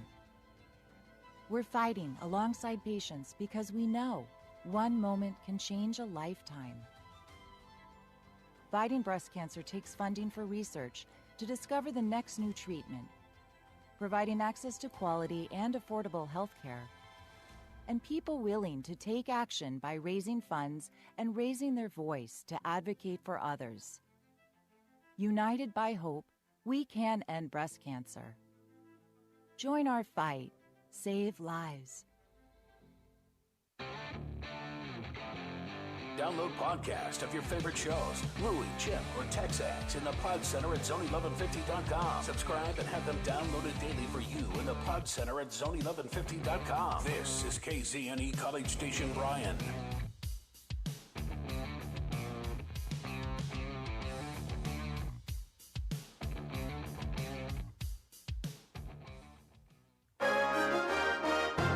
From WTAW, I'm Chelsea Reber with a news update on the zone. The city of College Station has 3 new traffic signals that will be activated soon. City spokesman Jay Sokol gave an update during his recent appearance on WTAW's The Infomaniacs. 2818 in Dartmouth. Yeah. Okay. Activation likely around the end of the month. Okay. Still waiting for a few parts to come in. Yeah. And, of course, lots of coordination with TxDOT and certainly a goal of making all this stuff happen before the students return for the spring semester. Sokol says the new signal at University Drive and Nimitz is ready to go, but activation will happen once the striping is applied to the road. First, it will go into flashing mode. I guess that's going to be flashing yellow right on University and red on the cross street, Nimitz. Does that make sense? That's my understanding. Yeah. Temporarily. Sokol says the new traffic signals at the main entrance of Texas A&M at Texas Avenue and Walton Drive will be activated this week. Bryan ISD takes the next step in finding a new superintendent. They're asking for the public to be involved in developing a profile of the leadership qualities desired of the new superintendent by completing an online survey.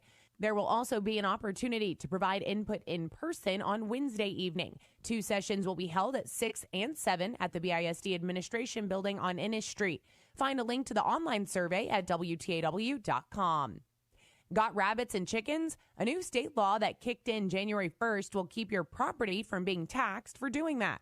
It acknowledges that there are fixtures that are used in the production of food by Texans across the state that are primarily chicken coops and rabbit pens, and it takes those fixtures off of the tax rolls. McKinney Republican State Representative Scott Sanford says Texans in all communities, rural to urban, keep chickens and rabbits for the meat and eggs.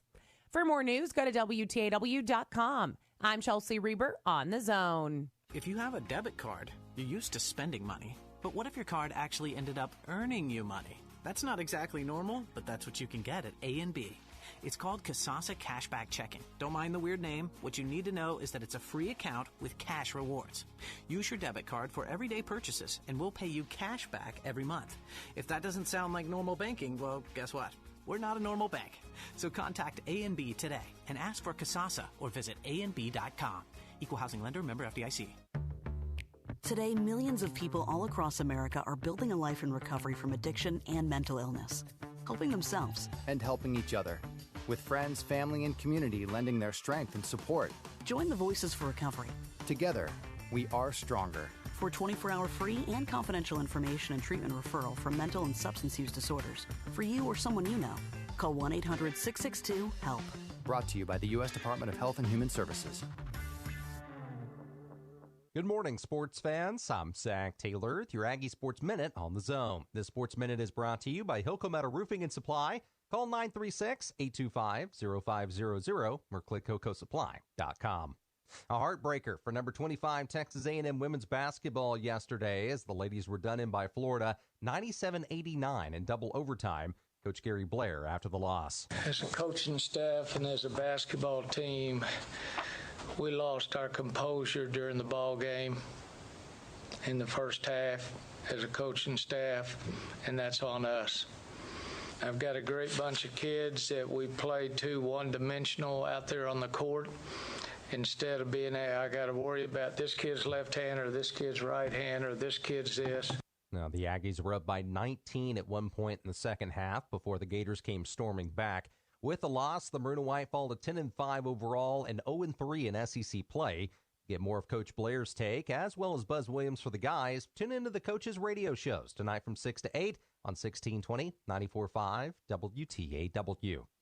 Aggie women's golfer Amber Park has won the Mexican Women's Amateur at the Guadalajara Country Club. The Allen, Texas native finished 5 over en route to her second career amateur championship. She defeated Mexico's Corey Lopez and Arkansas's Kajal Mistry by 1 stroke.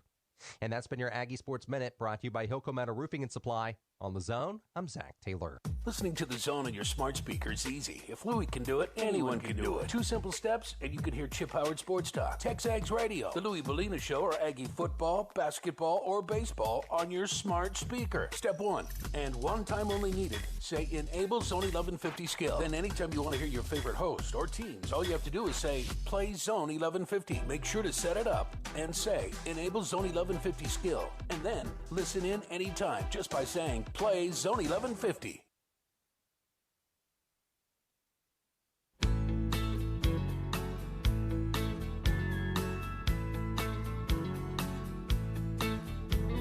Sister cries out from her baby bed. Brother runs in, feathers on his head. And we're back. TexAgs Radio presented by David Gardner's Jewelers here in the Rollo Insurance Studio. Got some basketball to get into for the whole hour here. Dr. John Thornton in studio with us here for this segment. How are you, sir? I'm doing well. Thanks for having me. So I feel like I know you because, A, I've been listening for years and I see you there at the game. But it's the first time we formally met. It is. Yeah, I've listened to you, and again, it's fun to be in a room talking about basketball the way things are going right now. Yeah, things have been fun. I was in attendance to read on Saturday. How much better has it been this season from your perspective, right? Yeah, last year was tough for many reasons, right. Off the floor, on the floor. But this seemed the way this team plays. Yeah, again, I mean, last year it was just so disjointed, with so many things that were happening, obviously with games cancellation. And then the whole practice schedule thing was weird. I mean, you could only be with them certain times, and then obviously the protocols and all that. And that really hurts Buzz and his coaches in the way they want to teach and coach. And so last year was just tough. And I think you're seeing a little bit of the proof of what happens when you get kids that are invested and get what they're here to be a part of. And, of course, these coaches are doing a great job with them. And, like we talked a little bit off air, is, about 3 weeks ago, I mean, you saw glimpses of, as the season progressed, how things could occur and how success could be there. But you started seeing more consistency, and you started seeing the fruits of the kids buying in. The trust is a big deal, but understanding what coaches' expectations are. And then those kids developing a chemistry amongst themselves. I mean, they're competitive. And, saw it when we played in the second half against Notre Dame. Notre Dame's playing pretty well right now. We basically took them apart in the second half. Wisconsin playing pretty well. Did a great job in the first half. So you saw glimpses of that. Now you're seeing more of a finished product. One of the things that I'm seeing from this team, and I don't want to jump too far ahead, but the way they play games, the way they play together, they're the kind of team that if they get invited to some kind of tournament format, that they could really make some noise where they're a national story. Right, I agree with you. And you go back to when 2 years ago, the way we finished in SEC play, nobody wanted to play us at the tournament. And then COVID called it off, right? Nobody wanted to play us. And did people have better rosters? Yeah. But the way that they were playing, the confidence they had, yeah. And I think that's the case with this group. And when you can shoot the ball, it makes you a pretty good offensive coach. You can draw everything up in the world.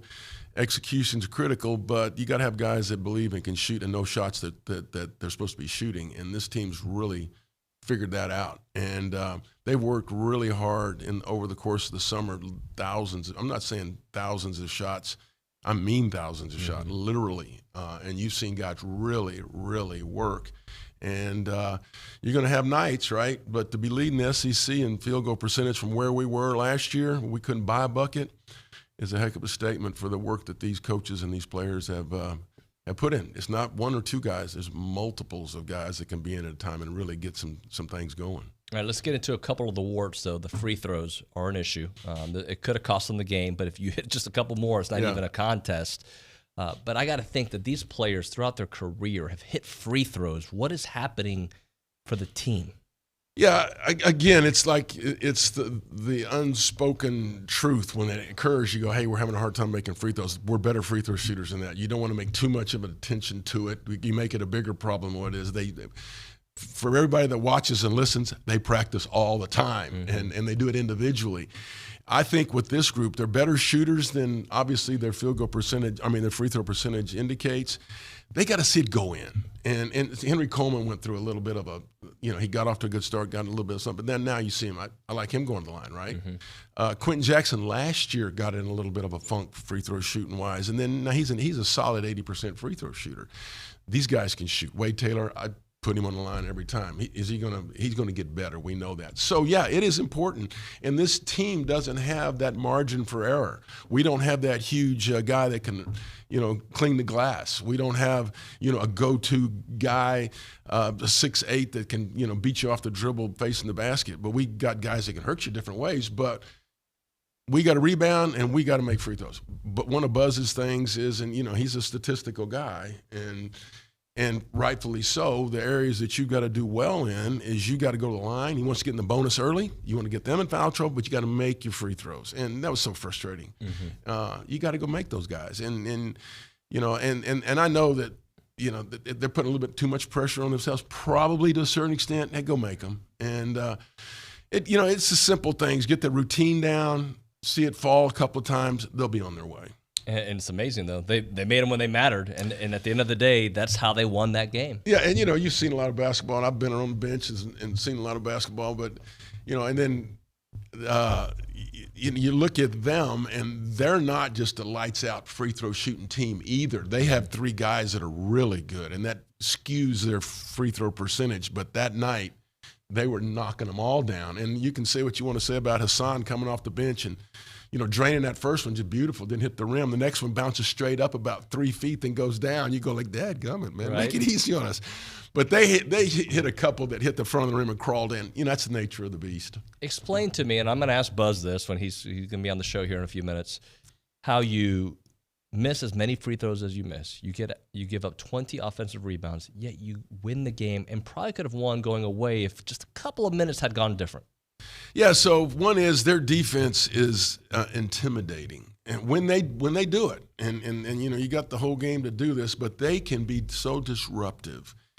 And they can kind of take the game and build it into something that breeds success for them, scoring in a broken floor, shooting uncontested threes because you haven't filtered out and covered the guys you need to be matching up with. So there's things, big threes, timely threes, streaks are good with this team. And if you've seen that. That's a little bit like Ole Miss does, though. They get on these rolls where they can, you play, and then all of a sudden they'll get a 12-point spurt. Well, we do that. And so the little things that we do, we turn you over. We steal the basketball from you. We create possessions that way.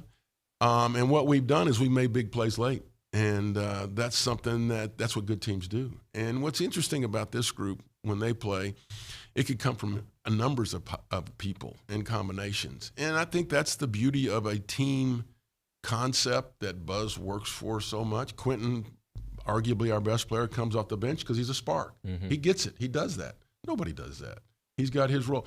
People have their spots. They know what they're there for, and they buy into the mission. And it's really fun to see the guys step up because they believe. I mean, if it's Andre making a bucket, if it's Marcus making a bucket, if it's Q making a bucket, Hassan making free throws, it's Tyrese making a big rebound in a crowd. I mean, there's a numbers of guys that just believe and go do. I think Tyrese is one of those guys that isn't mentioned enough. Maybe inside basketball he is, right. But he is he's a difference maker for the culture of that team. Yeah, and you brought up a good point because Wade Taylor's, look at what's interesting about us right now. Look how many people we're talking about. Mm-hmm. And there's more that we can talk about. Yeah. And that's what makes this team good. But like Tyrese, I mean, the phrase glue guy, it doesn't apply to him, but it does apply to him. He does the unseen things to most people. I mean, he's going to guard you. He's tough. I've seen him in situations over the course of games that were big where they've literally cleared and let him take you off the dribble because he's so good at finishing. I don't care who you are. He's a bad matchup for folks. Yeah. And so he's a believer now and a competitive guy. And then, just to kind of feed off the point with people knowing their roles. I mean, somebody said it the other day, I date myself, but instant offense, mm-hmm. and have Wade Taylor come off the bench and believe, but still not. When I say instant offense with him, he's a threat, and he's figuring it out. He's very talented, but he also makes other people better instantly. The game changed when he came in. Yeah, it does. I've seen it happen. And to Buzz's credit, he believes in all of them, but he really believes that guy can be a kind of a spark plug. Well, that's why he subs, right? But you see when you put him in. And another thing about this, but what he can do is, and what it's kind of a, I guess it's a resounding difference is we have multiple guys that can take charge with the ball. You got Marcus playing the point. He's learning as he goes. Mm-hmm. Wade can come and be the point. Andre did it last year. You could put people in when we didn't have a point guard. Well, now we have options. But Wade and Marcus by far make other people better because they're a threat and they can get the ball to people when they help. Yeah, they absolutely can. I do want to talk about Brown and his impact in the game. He's long. He hadn't played in a while. He comes in there and he really contributes right away. And I'll say this because C practices a lot, travel with them always, and that shocked me. And not that I don't think he's capable, But what he brought is exactly what he needs to bring if he's going to be a player. And he's got a skill set, and he's young. You know, we're going to play a guy, Brooks from Ole Miss, that's 25 years old. We got a freshman. Man. Yeah, he's a man. Javante's a young man. Yeah. But what he brought is what this team needs, and what he needs. He was physical. A couple of traits that he has that I think people have already noticed. He's got good hands. You can't invent good hands. Mm-hmm. He's got good hands. He's a good passer. He catch it. He can find someone. If they double team and they go off the screen, and they double team him. He's tall enough to drop over people. He's good. He sees the floor, but the physical nature, he needs to catch up to that. And he's got it's time's going to take it's going to be a benefit for him. But for him to come in and be that physical, and do you have to block 5 shots? No, you have to be an influence around the rim, and he was. He blocked shots, but he's there. Little guys shrink, big guys don't. They don't. When little guys get tired, they get smaller. When big guys, they're still big, and he's in there, and he's a presence around the rim. One combination I'm really liking is Ethan and Henry out there together, just for the physicality, the size. They seem to play well together too. Yeah, and again, I see people becoming more confident of what the expectations are for them and what they're supposed to be doing. And I don't care if you're going from junior varsity to varsity, or 9th grade to junior varsity, or high school to junior college, or high school into a college situation. It's a challenge. It is.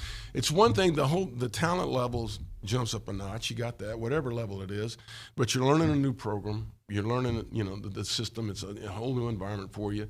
So it's really cool to see those guys provide. They're athletic. We got that. We're requiring them to be, big presences in the paint, which they're not totally built to be that way. But, you come up, I think Aaron had like 7 rebounds, I believe, in the game before. Mm-hmm. And, Ethan blocks shots, playing against his old team. So, yeah, seeing them kind of come into their own and kind of figure this out, it's what we sorely needed. And we can't take games off. They got to be there for us. So we're having a good time watching them develop, but I think I can see Buzz is enjoying coaching this group. Not that he doesn't enjoy all the groups, but it's something about this team figuring it out that I can see that he's enjoying. Yeah, and I think coaches, there's a style that coaches are, just the way you are. Mm-hmm. I mean, I'm not Buzz isn't me, and Bobby Knight's Bobby Knight, you name them.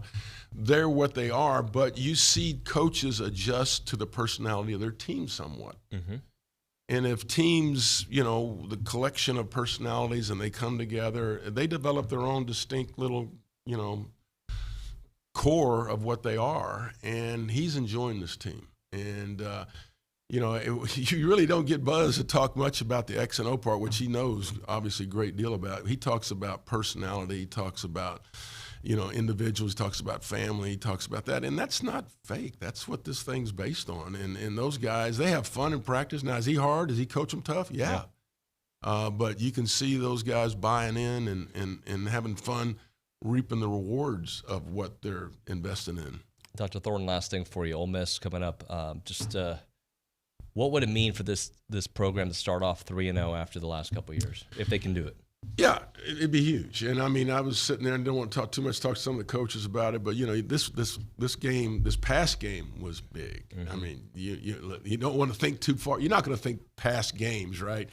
But you almost don't want to let yourself go there. If we win this one, this would be a great thing to come home, do that after a road win. And so, yeah, I'm at that point again. This is a game we can win. We're here at home. They're good. We get that. We're good. And it's going to be a little bit of will against will, because some of the things they do, and we do well. And we'll see, how that's all going to play out. That's what's fun about basketball on a given night. What's fun about our group, you don't really know who's going to be the hero. We got some guys that can do it, and they're going to play well as a team. And it'd be huge to be able to be starting 3-0 and then going on the road against Missouri. So they're in the air right now that they're liking.